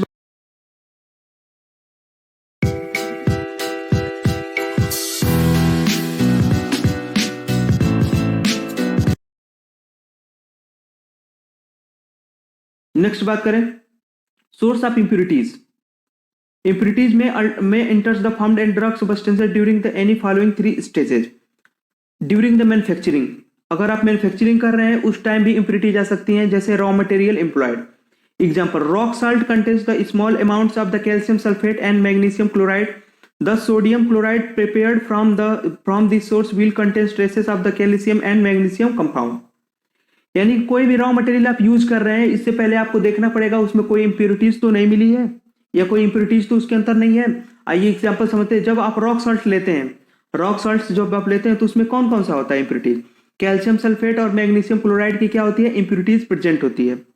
अब ये प्रेजेंट होती है, इसलिए जो सोडियम क्लोराइड हम बनाते हैं उसमें ऑलरेडी ये इम्प्योरिटीज प्रेजेंट रहती हैं। ये हो गया रॉक सॉल्ट का एग्जांपल। नेक्स्ट आता है reagent used in the manufacturing process. किसी भी मैन्युफैक्चरिंग प्रोसेस में आपने कौन सा रिएजेंट यूज किया है, इस पे भी बहुत ज्यादा डिपेंड करता है आपका process. The quality and purity of reagent used in the manufacturing the drug substances are very important. ये बहुत ज्यादा ही इंपॉर्टेंट है कि उसकी क्वालिटी क्या है और उसमें जो केमिकल यूज हुआ है वो कैसा है। एग्जाम्पल समझिए, sulfuric acid is used as the many chemical process. This acid often has lead to the present in it। यानी कि सल्फ्यूरिक एसिड होता है, बहुत सारे केमिकल इंडस्ट्रीज में यूज होता है, लेकिन उसमें कुछ अमाउंट में कहीं कहीं लेड प्रेजेंट होता है, ठीक है। अब anion like the chlorine and sub sulphate are common impurities in the many substrates because the use of hydrochloric acid and sulphuric acid respectively in the processing, ठीक है। ये एक एग्जांपल हो गया। अगला एग्जांपल एनायन लाइक क्लोरीन और sulphate. जो हमारा क्लोरीन होता है और सल्फेट होता है, ये क्या होते हैं? एनायंस होते हैं। इसमें क्या होता है? नेगेटिव चार्ज प्रेजेंट होता है, उसे क्या बोलते हैं? एनायन बोलते हैं। और जिसके ऊपर पॉजिटिव चार्ज होता है उसे क्या बोलते हैं? हम कैटायन बोलते हैं। तो एनायन जो होता है उसमें क्या होता है? वो एक इम्प्योरिटीज की तरह काम करते हैं। जैसे कि मान लीजिए हाइड्रोक्लोरिक एसिड और सल्फ्यूरिक एसिड दोनों का यूज होता है प्रोसेसिंग में। जब भी आप कोई भी केमिकल्स की प्रोसेसिंग कराते हैं तो उसमें HCl का और सल्फ्यूरिक एसिड दोनों का यूज होता है, ठीक है। अब दोनों का यूज होगा तो उसमें इंप्योरिटीज प्रेजेंट होती है। एक में HCl अगर निकालते हैं तो क्लोरीन वाली इंप्योरिटीज होगी, और सल्फ्यूरिक एसिड निकालते हैं तो सल्फेट वाली इंप्योरिटीज उसमें प्रेजेंट होगी। नेक्स्ट आगे बढ़ते हैं। Solvent use in the manufacturing process. कोई भी मैन्युफैक्चरिंग प्रोसेस में आप कौन सा सॉल्वेंट यूज कर रहे हैं इस पे भी डिपेंड करेगा आपकी impurities. Naturally solvent play a important role in the next to main reagent as most of the chemical reaction involve in these process are the solvent based. If proper quality and purity of the solvent is not assured, then it add to the impurities. अगर कोई भी आप solvent ले रहे हैं, अगर उसकी quality और प्योरिटी 100% नहीं हुई तो वो क्या इंप्योरिटीज कॉज कर सकता है आपके सबस्टेंसेस में। और वाटर क्या होता है? वाटर जो यूनिवर्सल सॉल्वेंट होता है, वाटर को क्या बोलते हैं? यूनिवर्सल सॉल्वेंट बोलते हैं। रिएक्शन इक्विपमेंट्स क्या होता है? अगर reaction equipment, the reaction vessels employed in the manufacturing process may be metallic or mild steel with glasses lining, example acid like HCl if by chance, ठीक है। तो जो इक्विपमेंट आप यूज कर रहे हैं उसमें भी उसकी भी प्योरिटी रखनी बहुत जरूरी है, नहीं तो वो भी एक इंप्योरिटी की तरह काम कर सकता है। Acid like HCl if by chance contain a small amount of fluoride। जो एसिड होता है हमारा HCl कभी कभी क्या कर सकता है? फ्लोराइड कंटेन कर लेता है। It can each the glasses, और जो क्या करता है वो फ्लोराइड अगर है तो वो ग्लास के साथ रिएक्शन कर देता है और उसको खराब कर देता है। बीइंग द मेटेलिक कंटेमिनेशन, ठीक है। Lead antimony bismuth it is can crop up an impurities for the vessel. और लेड एंटीमनी बिस्मथ जी जो ये इम्प्योरिटीज होती है वो क्या करती है? ग्लास के यानी ग्लास वेसल्स होते हैं उन्हें इम्प्योरिटी की तरह काम करती है और उनसे रिएक्शन करके उसको खराब कर देती है, ठीक है। ये हो गई रिएक्शन इक्विपमेंट। नेक्स्ट आता है intermediate product in the manufacturing processes. Some intermediate which are produced during the manufacture may be carried out through the final product and as an impurity in the manufacturing process. Potassium iodide, the intermediate iodide in the main impurity. Intermediate product में जैसे मान लीजिए कोई भी product हम बना रहे हो तो उसके अंदर क्या बनता है? एक बनता है हमारा, यानी कि बीच में बनता है क्या बनेगा? इंटरमीडिएट बनेगा। अब वो क्या इंटरमीडिएट होता है? कभी कभी वो हमारे प्रोडक्ट के साथ मिल जाता है। जैसे मान लीजिए एग्जांपल है potassium iodide, the intermediate iodate is main impurities, ठीक है। जैसे पोटेशियम आयोडाइड का आप बना रहे हैं, पोटेशियम आयोडाइड का आप बना रहे हैं, उसका यूज कर रहे हैं, तो उसमें एक इंटरमीडिएट बनता है, कौन सा? आयोडेट, पोटेशियम आयोडेट बनता है। अब जो आयोडेट है वो आपकी जो फाइनल प्रोडक्ट होगा उसके साथ मिक्स हो जाएगा और वो एक तरह से इंप्योरिटीज का काम करेगा। तो ये हो गया इंप्योरिटीज के बारे में। Next, manufacturing hazards in industrial area the atmospheric it contaminated with the dust particle silica gel carbon gases. कभी कभी जो होता है हमारा इंडस्ट्रियल एरिया होता है उसमें एटमॉस्फेयर कंटामिनेट कर देती है, यानी एटमॉस्फेयर में क्या है? डस्ट पार्टिकल्स हैं, सिलिका ग्लासेस हैं और कार्बन गैसेस हैं। ये सारे क्या करते हैं? इफेक्ट डालते हैं और हमारे जो प्रोडक्ट है उसको खराब कर देते हैं। अब नेक्स्ट हमने पढ़ा है ड्यूरिंग प्यूरिफिकेशन एंड प्रोसेसिंग, यानी purifying reagent solvent or vessels use, reagent use to remove other impurities. कभी कभी रिएजेंट, एक रिएजेंट का यूज किया जाता है दूसरे रिएजेंट को रिमूव करने के लिए, ठीक है। तो sometimes some chemicals are added to remove or to participate another substance. This may be also give rise to the source of impurity. कभी कभी एक केमिकल दूसरे केमिकल को हटाने के लिए यूज किया जाता है और ऐसा होता है कि वही केमिकल इंप्योरिटीज की तरह काम करने लगता है, ठीक है। ये भी बहुत ज्यादा ही इंपॉर्टेंट है। For example BaCl3 is added to remove excess of the sulfate in AlCl3. Hence AlCl3 is likely to contain barium as an impurities.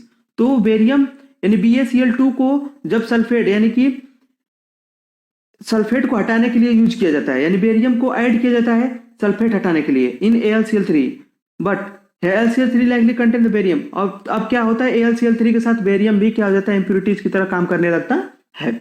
Next बात करें solvent use in the process of the purification. Solvent use in the purification के लिए often the solvent use in the purification can be source of impurities. यानी कि जो solvent हम use कर रहे हैं उसका भी प्योरीफाई होना बहुत ज़्यादा जरूरी है। अगर प्योरीफाई सब्सटेंस नहीं हुआ तो वो भी इम्प्योरिटीज कॉज कर सकता है। और water is the cheapest solvent and most widely used, therefore it is known as the universal solvent. इसलिए हम उसको क्या बोलते हैं, यूनिवर्सल सॉल्वेंट भी बोलते हैं। नेक्स्ट अगर बात करें during storage and packing, error and packing material. जब आप कोई भी पैकिंग कर रहे हैं तो उसमें ध्यान रखना जरूरी होगा कि जो हमारा पैकिंग मटेरियल है वो किसी केमिकल के साथ रिएक्शन तो नहीं करेगा। अगर वो रिएक्शन कर जाएगा तो वो इम्प्योरिटीज की तरह काम करेगा। इसका एग्जांपल समझते हैं। If the aluminium foil for the tablet strip or a capsule for a liquid formulation bottles of the substandard quantity can add the impurities. यानी कि जो एल्यूमिनियम फॉइल होती है टेबलेट और जो कैप्सूल होता है, जो स्ट्रिप बनती है, उसमें एल्यूमिनियम फॉइल लगाना बहुत ज्यादा जरूरी होता है। अदरवाइज वो हमारे टेबलेट या कैप्सूल को इम्प्योरिटीज जो है खराब कर सकती है। Most of the pharmaceutical packaging processes. Next आता है फॉल्टी पैकेजिंग प्रोसेस, यानी कि कोई भी अगर आपकी पैकेजिंग प्रोसेस में अगर कोई फॉल्ट आ जाती है तो भी इम्प्योरिटीज की तरह काम कर सकती है। जैसे प्रेसिंग, सीलिंग और यानी हीट के द्वारा होती है। अगर उसमें कोई इम्प्योरिटीज आ गई तो वो आपके प्रोडक्ट को खराब कर सकती है। Microbial contamination, microbial contamination mainly in the form of the fungal and bacterial growth may be due to the result of the improper storage condition as well as faulty packaging. यानी microbial contamination भी बहुत ज्यादा important है। क्या होता है, कभी कभी ड्रग्स बनाई जाती है, अगर नेचुरल सब्सटेंस से निकालते हैं, अगर उसको अच्छी प्रकार से हम स्टोर नहीं करेंगे तो उसमें फंगल ग्रोथ हो जाती है, बैक्टीरियल ग्रोथ हो जाती है, जिससे हमारा प्रोडक्ट क्या होता है, खराब हो जाता है। तो ये सारी चीज हो गई इम्प्योरिटीज, इम्प्योरिटीज के सोर्स। इफेक्ट ऑफ इम्प्योरिटीज, ये बहुत ज्यादा इंपॉर्टेंट है। इफेक्ट ऑफ इम्प्योरिटीज पढ़ेंगे। Impurities are sometimes harmless but are persons more than certain limits, then it will lower the active strength of the substance. The therapeutic effect of the drug also altered by the impurities. Impurities क्या होती है, sometimes ये क्या होती है, harmless होती है, इसमें कोई ज़्यादा हार्म्स नहीं होता है, बट लेकिन एक सर्टन लिमिट तक, उसकी भी एक लिमिट होती है कि उस लिमिट तक ये हार्म नहीं करेगा। लेकिन अगर लिमिट क्रॉस हो जाती है तो वो हार्म कर सकती है। और हार्म करने का मतलब है कि वो जो हमारा ड्रग है उसके थेराप्यूटिक इफेक्ट को वो चेंज कर सकती है। नेक्स्ट अगर बात करें, impurities may bring about an incompatibility in the original substances and cause the deterioration in the substances. impurities क्या, कभी कभी हमारा जो प्रोडक्ट होता है उसके साथ इनकम्पेटिबल होता है। अब इनकम्पेटिबल होता है तो वो हमारे प्रोडक्ट को डेट्योरेट कर सकता है, यानी हमारे प्रोडक्ट को क्या कर सकता है, खराब कर सकता है। हमें जहाँ तक उम्मीद हो कि आप लोग बोर नहीं होंगे, क्योंकि बोर मत होइएगा, क्योंकि ये सिलेबस जो है बहुत ज्यादा बड़ा है और आप लोग को ये इसकी इंपॉर्टेंस अब पहले ही बता चुका हूँ कि इसकी इंपॉर्टेंस बहुत ज्यादा ही है। इसलिए आप लोग इसको एक्चुअली देखिएगा, बहुत अच्छे से देखिएगा, इसको समझने की कोशिश कीजिएगा। समझने वाला भी टॉपिक है ये, ठीक है। तो बोर होने की कोशिश मत कीजिएगा, आप लोग एनर्जी के साथ रहिएगा और इसको समझिएगा। Some impurities takes direct participation in the chemical reactions and the change the chemicals behavior of the original substances. कभी कभी impurities जो होती है वो केमिकल रिएक्शन को चेंज करके उसके ओरिजिनल सब्सटेंस को चेंज कर देती है दूसरे सब्सटेंस में। जैसे मिल्क है, अब मिल्क में हमने नींबू डाल दिया, अब नींबू हम जैसे डालेंगे तो वो क्या करेगा, मिल्क का जो केमिकल नेचर हो जाएगा वो चेंज हो जाएगा, फिजिकल नेचर भी चेंज हो जाएगा। यानी फिजिकली वो क्या था, मिल्क क्या था, लिक्विड था, लेकिन अब फिजिकली दही में चेंज हो जाएगा, वो कैसा हो जाएगा, सोलिडिफाई हो जाएगा। इस प्रकार हमारा क्या होता है, इंप्योरिटीज इफेक्ट करती है हमारे प्रोडक्ट पे। Next, impurities even when the present in the traces may show a cumulative toxic effect after the certain period. यानी कि कोई भी इंप्योरिटी है अगर ट्रेसेस अमाउंट में है, कम अमाउंट में प्रेजेंट होती है, लेकिन कभी कभी एक सर्टेन पीरियड के बाद वो क्यूमुलेटिव टॉक्सिक इफेक्ट देती है, यानी कि बहुत ज्यादा ही टॉक्सिक इफेक्ट देती है। इसलिए इंप्योरिटीज ना रखें। जैसे आप अपने बात पे ही रख लें, जो भी आपका ये मीडिया, मल्टीमीडिया, यानी कि व्हाट्सएप ग्रुप, फेसबुक, ये सारी चीजें हैं, वो क्या एक तरह से इंप्योरिटीज की तरह कभी कभी काम कर सकती है। अगर आप इसका लिमिटेड यूज करते हैं तब तो कोई बात नहीं है, लेकिन अगर अनलिमिटेड यूज करने लग गए तो ये एक तरह से आपकी इंप्योरिटीज की तरह काम करेगा, एक तरह से ये इंप्योरिटीज की तरह काम करेगा। और ये इंप्योरिटीज की तरह काम करेगा तो यानी कि ये आपको डिट्यूरेट करेगा, यानी आपको ये खराब कर देगा। इसलिए फेसबुक, व्हाट्सएप का जो यूज है ये थोड़ा रिस्ट्रिक्ट कीजिए, अपने मतलब जिसकी जितनी लिमिट हो उतने लिमिट तक यूज कीजिए, ठीक है। आगे नेक्स्ट आपकी स्टडी, अपने स्टडी पे फोकस कीजिए। आगे बढ़ते हैं इफेक्ट ऑफ इंप्योरिटीज में। Some impurities promote the microbial growth and the responsible for the deterioration of the substances. कुछ जो इंप्योरिटीज होती है वो माइक्रोबियल ग्रोथ को प्रमोट करती है, यानी माइक्रोबियल ग्रोथ को कराती है। अब माइक्रोबियल ग्रोथ होगी तो क्या होगा, हमारा प्रोडक्ट ऑलरेडी खराब हो जाएगा। जैसे इसका एग्जांपल ब्रेड देख लीजिए। अब ब्रेड पे क्या होता है, अगर 2-3 दिन ब्रेड रख दिया जाए तो उस पर क्या फंगस लग जाते हैं। अगर उसको आप प्रॉपर हैंडल केयर में रखें तो वो खराब नहीं होगा, फ्रिज में रखें तो वो खराब नहीं होगा, लेकिन आपने इसको लापरवाही कर दी, इससे वो क्या हो गया, खराब हो गया। Next, some impurities may be able to catalyse the degradation thereby the shortening the shelf life of the drug substances. कुछ इम्प्योरिटीज तो ऐसी होती हैं जो ड्रग की लाइफ को ही कम कर देती हैं, यानी कि उसकी एक्सपायरी डेट को कम कर देती हैं, ठीक है।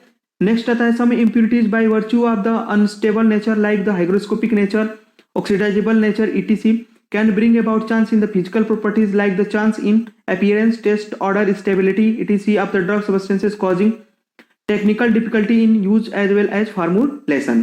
नेक्स्ट अगर बात करें, कुछ इम्प्योरिटीज तो ऐसी होती हैं जो कि हमारे फिजिकल प्रॉपर्टीज, यानी कि जो भी हमारा सब्सटेंस है उसकी फिजिकल प्रॉपर्टीज को चेंज कर देती है, जैसे कि उसके अपीयरेंस को, कलर को, ऑर्डर को, टेस्ट को, स्टेबिलिटी को, सारी चीजों को चेंज कर देती है। उसे क्या बोलते हैं, फिजिकल इम्प्योरिटीज भी बोलते हैं।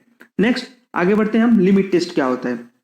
लिमिट टेस्ट बेसिकली क्या होता है, लिमिट टेस्ट बताएं आपको, तो लिमिट टेस्ट वही होता है कि कितने लिमिट तक हम किसी केमिकल का यूज कर सकते हैं, यानी कि कोई भी केमिकल है उसमें कोई इंप्योरिटीज मिली है, अब वो कितनी इंप्योरिटीज तक उस केमिकल का हम यूज कर सकते हैं, ये कैसे डिसाइड करेंगे, तो इसको डिसाइड करने के लिए यूज करते हैं हम लिमिट टेस्ट का। लिमिट टेस्ट के थ्रू हम इस चीज को डिसाइड कर सकते हैं कि उसमें हमें कितना यूज करना है। तो सबसे पहले बात करें, limit test is defined as the quantitative or semi-quantitative tests which are performed to identify and control a small amount of impurities which are like to be the present with the substance to be analyzed। ठीक है, जब कोई हम substance को analyse करते हैं तो जो क्वांटिटेटिव या सेमी क्वांटिटेटिव टेस्ट हम परफॉर्म करते हैं उसे क्या बोलते हैं, हम लिमिट टेस्ट बोलते हैं। इस दौरान हम यही देखते हैं कि कितनी इम्प्योरिटीज तक हम सब्सटेंस को यूज कर सकते हैं। उसकी भी मान लीजिए कोई सब्सटेंस लिया, उसमें इम्प्योरिटीज प्रेजेंट है, यानी आप लोगों को भी पता है किसी भी सब्सटेंस, कोई भी सब्सटेंस हो 100% प्योर तो मिलना बहुत मुश्किल है, तो उसमें कहीं ना कहीं कोई ना कोई इम्प्योरिटीज प्रेजेंट है। अब वो इम्प्योरिटीज कितने, उसका भी एक क्या होता है, रेंज होता है कि इतने रेंज तक इम्प्योरिटीज भी प्रेजेंट है तो कोई बात नहीं है, वर्क हो सकता है, लेकिन अगर लिमिट क्रॉस हो जाएगी तो उसका यूज नहीं किया जा सकता है। इसी बात को लिमिट टेस्ट दर्शाता है। For the two substance clarification and purity limit test perform a key role in the pharmaceutical analysis. Generally limit test are the carried out by to identify the inorganic impurities present in the substances. तो वही बात बता रहा है कि किसी भी substance के क्लेरिफिकेशन और प्योरिटी को दर्शाने के लिए ही हम लिमिट टेस्ट को करते हैं। ठीक है, इसमें जनरली कौन सी इम्प्योरिटीज होती है, तो इनऑर्गेनिक इम्प्योरिटीज होती है। इनऑर्गेनिक का मतलब आयंस हो गया, आयंस, ये सारी चीजें कौन सी होती हैं, इनऑर्गेनिक इम्प्योरिटीज होती है। Next, limit test are the not based on the numerical value. और लिमिट टेस्ट जो होता है ये न्यूमेरिकल वैल्यू इसके लिए कुछ नहीं होती है, इसके लिए न्यूमेरिकल वैल्यू नहीं होता है। ये आपका क्या होता है, स्किल डेवलप, यानी कि स्किल के ऊपर होता है। और उसमें कौन कौन से आते हैं, in this test we are perform the comparison between turbidity, यानी कि टर्बिडिटी को दर्शाते हैं। टर्बिडिटी का मतलब क्या होता है, जो हमारा सब्सटेंस है उसमें क्लाउडनेस नेचर आना है, यानी कि उसमें थोड़ा धुंधलापन आना, उसे क्या बोलते हैं, टर्बिडिटी बोलते हैं। ऑप्लेसेंसेस का मतलब हो गया कि कलर का चेंजेस होना, कौन से कलर से कौन सा कलर में चेंज होता है उसे क्या बोलते हैं, ऑप्लेसेंसेस। कलर इंटेंसिटी, यानी कि कलर की इंटेंसिटी ज्यादा होना कम होना भी किसके अंदर दर्शाते हैं, तो लिमिट टेस्ट के अंतर्गत आता है। Between the standard solution and test sample, इसमें देखिए दो सैंपल लेंगे हम, एक टेस्ट सैंपल लेंगे और एक स्टैंडर्ड सैंपल लेंगे। स्टैंडर्ड सैंपल जो भी होगा वो एक्सपेरिमेंटली, यानी कि एक्सपेरिमेंटली दिया गया होगा हमारे लिए, और जो हमारा टेस्ट सैंपल होगा उस पर हम एक्सपेरिमेंट करेंगे। अब दोनों को कंपैरिजन करेंगे, उसमें क्या कंपैरिजन करेंगे, तो टर्बिडिटी कंपैरिजन करेंगे, ऑप्लेसेंस करेंगे, कलर इंटेंसिटी को हम उसमें क्या करेंगे, कंपैरिजन करेंगे। नेक्स्ट बात करते हैं, limit test of chloride and sulphate is based upon the measurement of the opalescences or turbidity produce is known amount of the substances by adding to reagent.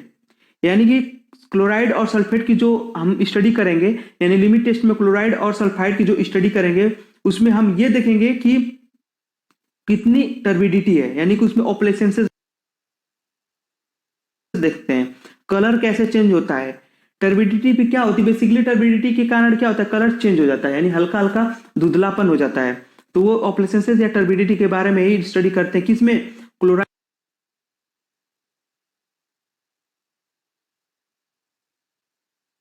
और सल्फेट आयंस के बीच में। Next अगर बात करें, for comparison of the turbidity for different substances to be used in the varied are not by the standard turbidity.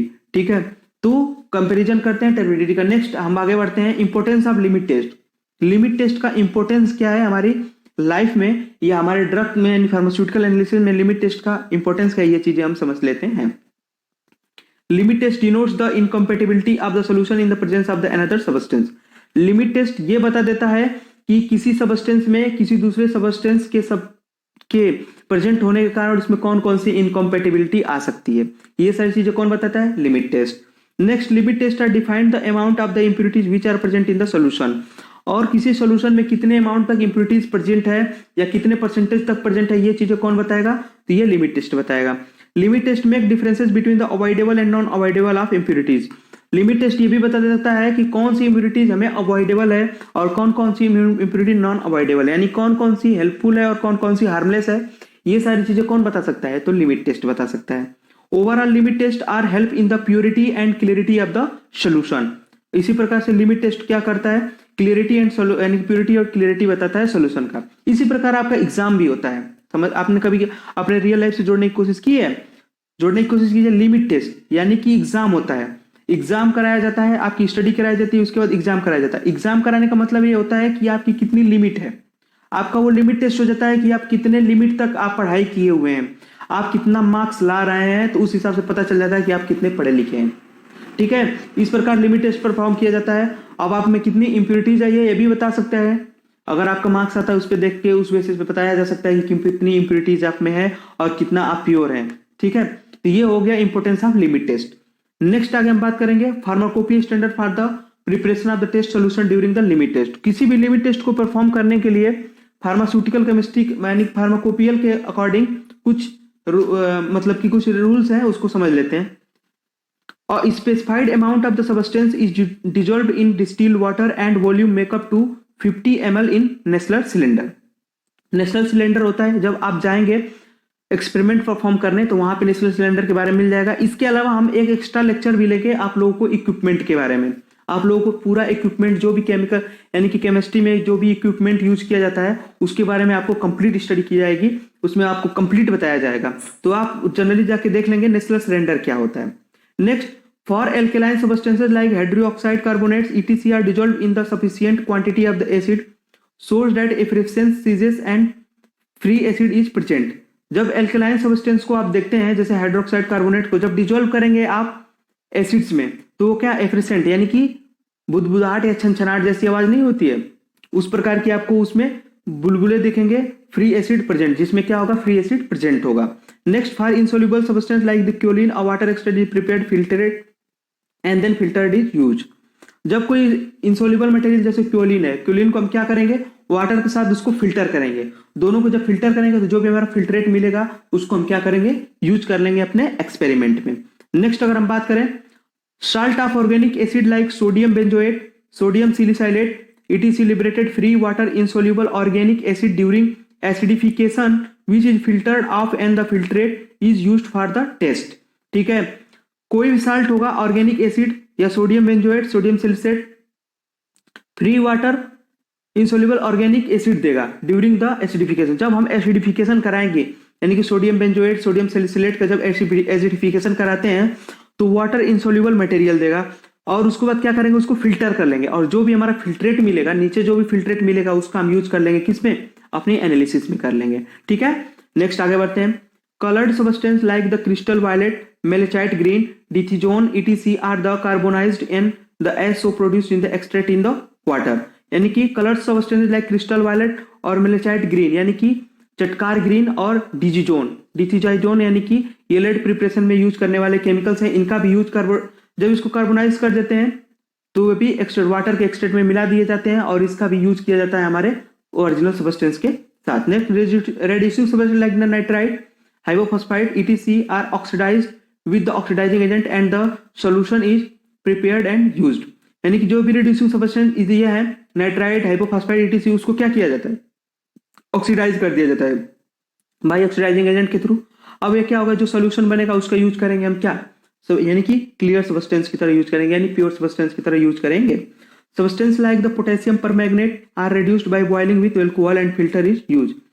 Potassium permanganate को reduce कर दीजिए boil करके विथ एल्कोहल एंड फिल्ट्रेट, और एल्कोहल के साथ, और उसके बाद उसका क्या फिल्ट्रेट को प्राप्त कर लीजिए और उसी फिल्ट्रेट का हम यूज कर देते हैं किसमें?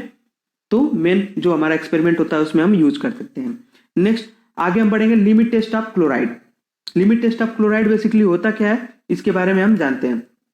अगर हम देखें एपरेटस के बारे में, तो एपरेटस में लगने वाला है Nessler cylinder, pipettes, steering rod और बीकर एंड स्टैंड।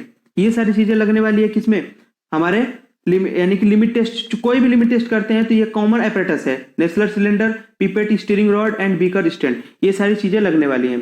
ठीक है, तो यहाँ पे अब तक हमने जितने भी पॉइंट डिस्कस किए और जितने भी टॉपिक डिस्कस किए, हमने इंपॉर्टेंट पॉइंट्स को डिस्कस कर लिए हैं। इसके अलावा जो भी इसके कुछ एक्स्ट्रा नॉलेज है और एक्स्ट्रा डिटेल है वो हमारी वेबसाइट notescard.com पे उसका जो पीडीएफ है आप उसको डायरेक्ट डाउनलोड कर लीजिएगा और वहां से उसको पढ़िएगा। आप लोगों को पूरी तरह से अच्छी तरह से उसको समझ में आ जाएगा। कुछ पॉइंट हमने कवर कर लिया है इसमें, कुछ पॉइंट उसमें छूटा हुआ है, तो आप उसको पढ़ेंगे तो इजीली आपको समझ में आ जाएगा। अगर उस पर भी आपको और कोई दिक्कत होती है तो आप हमारे कमेंट बॉक्स में डायरेक्ट कमेंट करके आप उसको पूछ सकते हैं। ठीक है, ठीक है, आगे बढ़ते हैं। आगे हम बढ़ेंगे लिमिट टेस्ट का। चलिए तो प्रिंसिपल को समझते हैं। The limit test of chloride is based upon the chemical reaction between the soluble chloride ion with a silver nitrate reagent in a nitric acid media. यानी कि इसका सबसे पहले क्या समझेंगे, जो क्लोराइड आयन होता है उसकी रिएक्शन होती है सिल्वर नाइट्रेट के साथ, यानी कि जो क्लोराइड आयन होगा उसका हो गई सिल्वर नाइट्रेट के साथ। अब जो इनसोल्यूबल सिल्वर क्लोराइड बनेगा, अब उससे क्या बनेगा, सिल्वर क्लोराइड बनेगा। और उसके बाद जो सिल्वर क्लोराइड बनेगा वो जो अमाउंट होगा उसको क्या होगा, उसको हम टेस्ट करेंगे किसके साथ, हम अपने स्टैंडर्ड सोल्यूशन होगा उसके साथ हम उसका क्या करेंगे, टेस्ट करेंगे। अब उसमें टर्बिडिटी देखेंगे। The turbidity is compared with the standard turbidity produced by the addition of the silver nitrate to the known amount of the chloride sodium chloride solution. If the test solution show less turbidity than the standard, the sample passes the test. यानी कि जो भी turbidity है अगर वो standard से कम आई तो उसे हम क्या करेंगे, वो इस प्रकार से वो क्या हो जाएगा, लिमिट टेस्ट पास हो जाएगा। और इसकी रिएक्शन हो गई, ये क्लोरीन आयन हो गया, उसके बाद ये हो गया सिल्वर नाइट्रेट, उससे हमने इसमें क्या HNO3 यानी कि नाइट्रिक एसिड की प्रेजेंट में जब रिएक्शन कराएंगे तो AgCl यानी ये प्रेसिपिटेट मिल जाएगा आपको और NO3 नेगेटिव मिल जाएगा। ठीक है, अब इसका जो है प्रोसीजर है, प्रोसीजर डिस्कस करना थोड़ा सा इसमें बहुत ज्यादा लेंदी हो जाएगा, पीपीटी में लेंदी हो जाएगा, लेकिन हमने नोट्स में इसको प्रोवाइड करा दिया है, आप डायरेक्ट वहां से नोट से कॉपी कर सकते हैं। चलिए फिर भी मैं आप लोगों को बता देता हूं। जब टेस्ट आप क्या करेंगे, दो चीज परफॉर्म करेंगे, एक तो टेस्ट वाला परफॉर्म करेंगे और इसकी स्टैंडर्ड देंगे। तो जब आप टेस्ट करेंगे तो उसमें क्या करेंगे, नेशनल सिलेंडर लेंगे, उसमें नेशनल सिलेंडर में आप वाटर को डिजोल्व कर वाटर मिला लेंगे और जो आपका टेस्ट सैंपल होगा उसको मिला लेंगे। उसके बाद उसमें क्या करेंगे, 1 ml का डाइल्यूट नाइट्रिक एसिड यूज करेंगे और उसको 50 ml तक कवर कर लेंगे। और फाइनली क्या करेंगे, आप सिल्वर नाइट्रेट 1 ml मिला देंगे। अब उसको स्टीयर कर देंगे बाई स्टीयरिंग रॉड से और उसके बाद उसको 5 मिनट तक रख देंगे।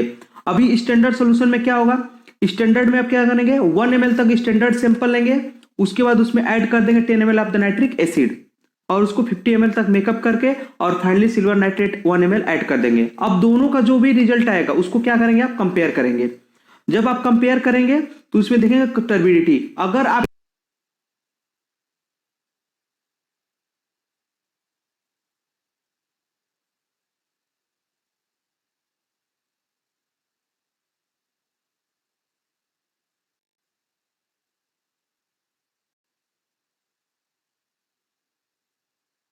टेस्ट सैंपल की टर्बिडिटी स्टैंडर्ड सैंपल की टर्बिडिटी से कम आ रही है, यानी कि आपका टेस्ट सैंपल पास हो चुका है, यानी कि आप उसका यूज कर सकते हैं। अदरवाइज अगर टर्बिडिटी ज्यादा आ रही है तो यानी कि उसमें इंप्योरिटीज बहुत ज्यादा मिली हुई है और ये आपका टेस्ट पास नहीं होगा।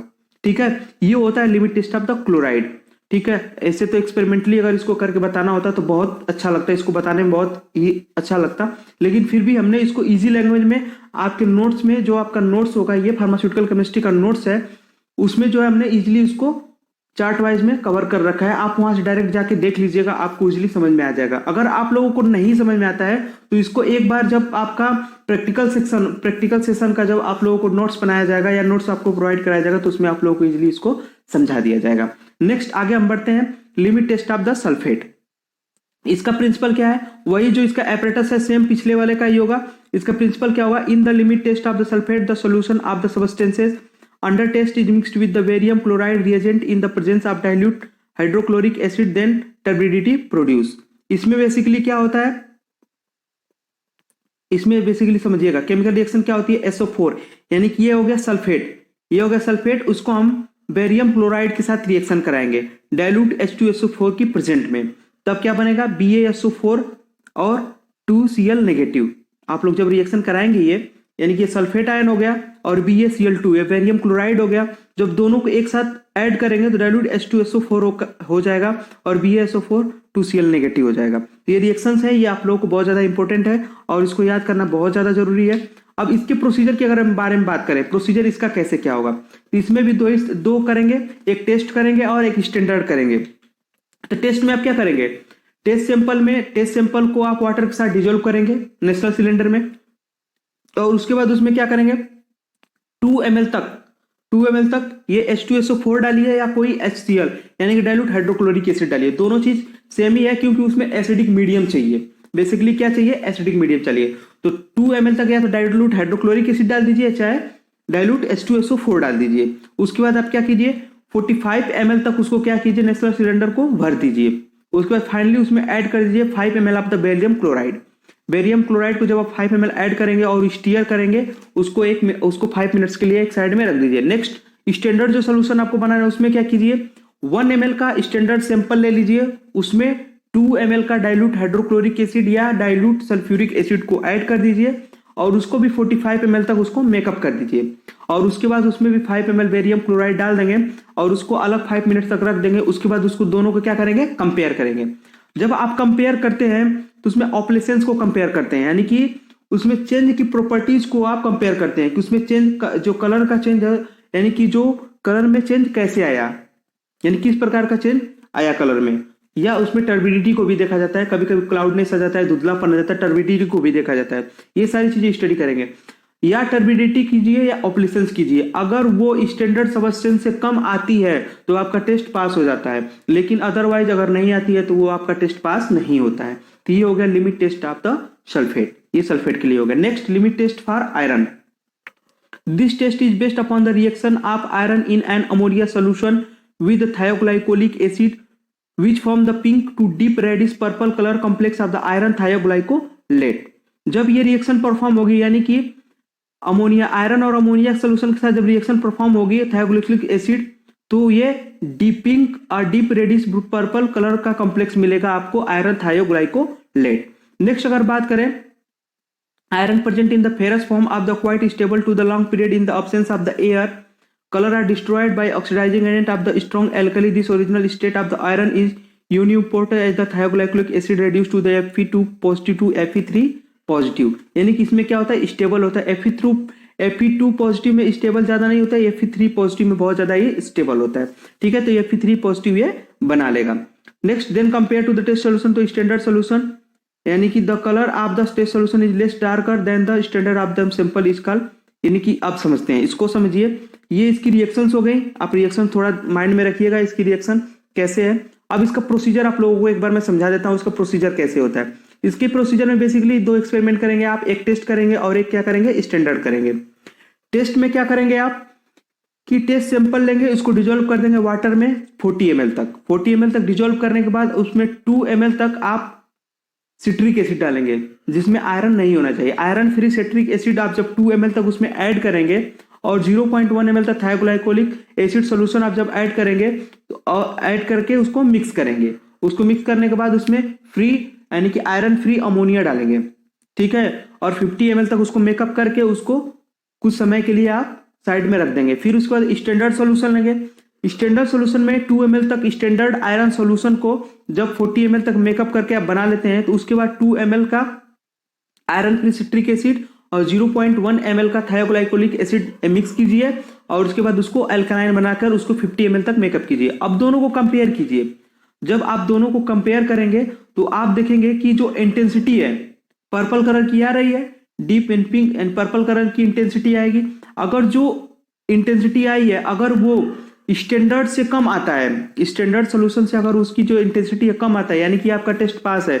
लेकिन अगर उससे ज्यादा आ रहा है तो आपका टेस्ट क्या हो चुका है, फेल हो चुका है। ये चीजें आप ध्यान रखिएगा। Next limit test for the heavy metal, इसका कंप्लीट नोट्स आप लोगों को वेबसाइट में मिल जाएगा, आप वहां से डायरेक्ट देख सकते हैं। ठीक है, अगर आप लोग चाहें तो डायरेक्ट नोट से भी इस लेक्चर्स को सुनेंगे तो आप लोगों को बहुत चीजें समझ में आ जाएगी। ठीक है, हाँ, बस आप लोगों से यही रिक्वेस्ट है कि आप लोग अपने आप कोशिश जरूर कीजिएगा। ठीक है भाई, मेरा काम था आप लोगों को बताना। हमने नोट्स को बना दिया, नोट्स यानी कि लगभग 30% आपका सिलेबस कवर हो गया, वीडियो लेक्चर्स हो गए। यानी कि ये भी मान लीजिए 30%, यानी 60% आपका हमने सिलेबस तो कवर कर लिया, लेकिन जो 40% बचा है वो आपको कवर करना होगा, क्योंकि आपका एफर्ट ही आपको आगे लेकर जाएगा। ठीक है, तो आपको वो कवर करना पड़ेगा। नेक्स्ट आगे बढ़ते हैं, limit test for heavy metal. इसका प्रिंसिपल क्या है? The limit test for heavy metal is based upon the reaction of the metal ion with hydrogen sulphide under the prescribed condition of the test resulting in the formation of the metal sulfides। तो basically चलिए इसके reaction पे हम देखते हैं। PbNO3 2 Pb plus H2S PbS और 2NHNO3 nitric acid और ये PbS यानी कि लेड सल्फाइड, यानी कि जब ये रिएक्शंस होगी तो ये लेड सल्फाइड बनेगा और ये HNO यानी कि नाइट्रिक एसिड बनेगा। ठीक है, ये सारी रिएक्शन है PbCl2 और जो यानी कि लेड क्लोराइड होगा उसको Na2S की प्रेजेंस में जब रिएक्शन कराएंगे तो ये सारी चीजें होगी। तो ये आप लोगों को याद रखने वाली चीजें हैं, ये आप लोगों को याद, हालांकि ये कभी चेंज नहीं होगी, ये चेंज नहीं होगी, इसीलिए आपको याद रखने वाली चीजें, इसको चेंज तो किया नहीं जा सकता है, इसलिए आप लोगों को ये याद करने वाली चीजें, आपको प्रॉपर रिवीजन की जरूरत पड़ेगी। तो इसके बारे में आइए हैवी मेटल्स का भी कुछ प्रोसीजर देख लेते हैं। हैवी मेटल में कैसे प्रोसीजर होता है तो इसको भी समझ लेते हैं। एक इसका समझते हैं, इसके दो एग्जांपल है, लेकिन आपको मैं एक मेथड बता देता हूँ, एक मेथड आप डायरेक्ट देख लीजिएगा, अगर आपको समझ में नहीं आया तो आप डायरेक्ट बता दीजिएगा, आपको फिर से रिवाइज करा दिया जाएगा, क्योंकि एक बार ये आपके एक्सपेरिमेंट में आना है, तो एक्सपेरिमेंट में आपको एक बार फिर से इसको समझा दिया जाएगा। सबसे पहले टेस्ट सैंपल लीजिए। टेस्ट सैंपल में क्या कीजिए, 25 ml तक आपका जो टेस्ट सैंपल है उसको ऐड कर दीजिए। उसके बाद पीएच को मेंटेन कीजिए 3 to 4 by adding the dilute acetic acid या डाइल्यूट अमोनिया साल्ट को उसमें ऐड करके उसके पीएच को मेंटेन कीजिए 3 to 4। अब उसके बाद क्या कीजिए, उसको अच्छे से मिला के उसको 35 ml तक मेंटेन कीजिए और फाइनली आप 10 ml तक फ्रेशली प्रिपेयर्ड हाइड्रोजन सल्फाइड और उसको फाइनली 10 ml तक आप हाइड्रोजन सल्फाइड मिला के उसको 5 मिनट्स के लिए अलग साइड में रख दीजिए, साइड में रख दीजिए। उसको 50 ml पूरा कंप्लीट करके साइड में रख दीजिए। नेक्स्ट अगर हम देखा जाए उसमें स्टैंडर्ड में तो 2 ml का स्टैंडर्ड लेड सोल्यूशन लीजिए, उसमें 25 ml वाटर मिला के उसको, उसके बाद उसका भी पीएच एडजस्ट कीजिए 3 to 4 और उसके भी उसको मिक्स वेल करके उसको 35 ml तक कंप्लीट करके उसमें फाइनली 10 ml तक फ्रेशली प्रिपेयर्ड सल्फाइड सोल्यूशन को मिक्स कर दीजिए। मिक्स करने के बाद आप उसे क्या कीजिए, अच्छे से मिक्स करके 50 ml तक मेकअप करके 5 मिनट्स तक के लिए रख दीजिए। रखने के बाद आप देखेंगे कि quality of the black PPT, उसमें क्या बनेगा, ब्लैक पीपीटी बनेगा। अगर ब्लैक पीपीटी जो बन रही है उसकी अगर इंटेंसिटी जो है कम होती है तो वो आपका टेस्ट पास हो चुका है, लेकिन अगर इंटेंसिटी ज्यादा निकलती है तो आपका टेस्ट पास नहीं हो चुका है, यानी कि उसमें इम्प्योरिटी बहुत ज्यादा ही परसेंट होती है। ये हो गया limit test for heavy metal. नेक्स्ट अगर बात करें limit test for arsenic, arsenic की अगर बात करें तो the pharmacopoeial method is based on the Gutsch's test। In this test, arsenic gas released with when the passed over a mercury chloride test paper produce a yellow stain. The intensity of the stain is proportional to the amount of arsenic present। ठीक है, इसकी भी ये reactions हैं, आप लोग reactions को देखिए, Zn2Cl2 ZnCl2 और ये 2H होता है। तो ये इसकी ये लास्ट में येलो कॉम्प्लेक्स बनता है और इसी चीज को हमें क्या करना होता है, इसी चीज को हमें कंपेयर करना होता है। ठीक है, तो कैसे कंपेयर करेंगे, इसका भी एक प्रोसीजर है, इसके भी प्रोसीजर को हम थोड़ा समझ लेते हैं, प्रोसीजर इसका कैसे होगा। इसमें भी टेस्ट सैंपल और स्टैंडर्ड सोल्यूशन लेंगे। इसमें बस ये ध्यान रखना होगा कि इसमें एक एक्स्ट्रा एपरेटस आता है और उसे हम क्या बोलते हैं, arsenic limit test apparatus portal बोलते हैं। वो अलग से एपरेटस बनाया जाता है, वो स्पेशली आर्सेनिक का लिमिट टेस्ट करने के लिए ही बनाया जाता है। ठीक है, अब उसमें समझते हैं क्या होता है, और जब आप उसको देखेंगे एक्सपेरिमेंटल हॉल में जब आप जाएंगे तो उसको देखेंगे तो आपको आइडिया लग जाएगा सारी चीजें। इसके अलावा हम जब एक्सपेरिमेंट आएगा तो उसके बारे में हम कंप्लीट डिस्कशन कर लेंगे उस एपरेटस के बारे में, और जब हम एपरेटस की पूरी डिस्कशन करेंगे तो उसमें भी आपका ये एपरेटस आ जाएगा, उसमें भी कंप्लीट डिस्कशन कर लेंगे। तो चलिए बस इसका प्रोसीजर एक बार समझ लेते हैं। प्रोसीजर क्या होता है, तो इसमें बेसिकली जो टेस्ट सोल्यूशन होता है आपको उसमें क्या करना होता है, डिजोल्व करना होता है हाइड्रोक्लोरिक एसिड के साथ और उसको हम एपरेटस में रख देते हैं। और उसी प्रकार से उसके बाद 1 gram of the potassium iodide और 5 ml of the stannous chloride और 10 ग्राम ऑफ द जिंक उसमें ऐड करके उसको अच्छी तरह से मिला लेते हैं। मिलाने के बाद उसको 40 मिनट्स के लिए अलग रख देते हैं। नेक्स्ट जो आपका स्टैंडर्ड होता है, स्टैंडर्ड में बेसिकली क्या करते हैं, तो स्टैंडर्ड में बेसिकली करना होता है, डाइल्यूट करना होता है आपको। आर्सेनिक सोल्यूशन लीजिए, उसको क्या कीजिए कि आप अपने एपरेटस में रख दीजिए। एपरेटस में रखने के बाद उसमें 1 gram potassium iodide, 5 ml of the stannous chloride and 10 gram of zinc को ऐड करके उसके बाद उसको सॉल्यूशन को मिला के उसको 40 मिनट्स के लिए अलग रख दीजिए। अब उसको बाद कंपेयर कीजिए दोनों का स्टेन, यानी कि उसमें भी कलर को आप देखिए, अगर कलर उसका जो है स्टैंडर्ड कलर से कम आता है तो यानी आपका ये टेस्ट पास हो चुका है, अदरवाइज ये आपका टेस्ट क्या हो चुका है, फेल हो चुका है। तो ये होता है लिमिट टेस्ट फॉर आर्सेनिक। तो ये आज हमने बहुत सारी चीजें हमने क्या पढ़ ली, लिमिट टेस्ट पढ़ लिया, इरर्स पढ़ लिया, इम्प्योरिटीज पढ़ ली, इसके अलावा हमने फार्मास्यूटिकल केमिस्ट्री के बारे में पढ़ लिया। तो आज का लेक्चर बहुत ही इंपॉर्टेंट रहा है। आप सभी, आई होप आप सभी लोगों को बहुत अच्छी तरह से इसको समझ में आ गया होगा।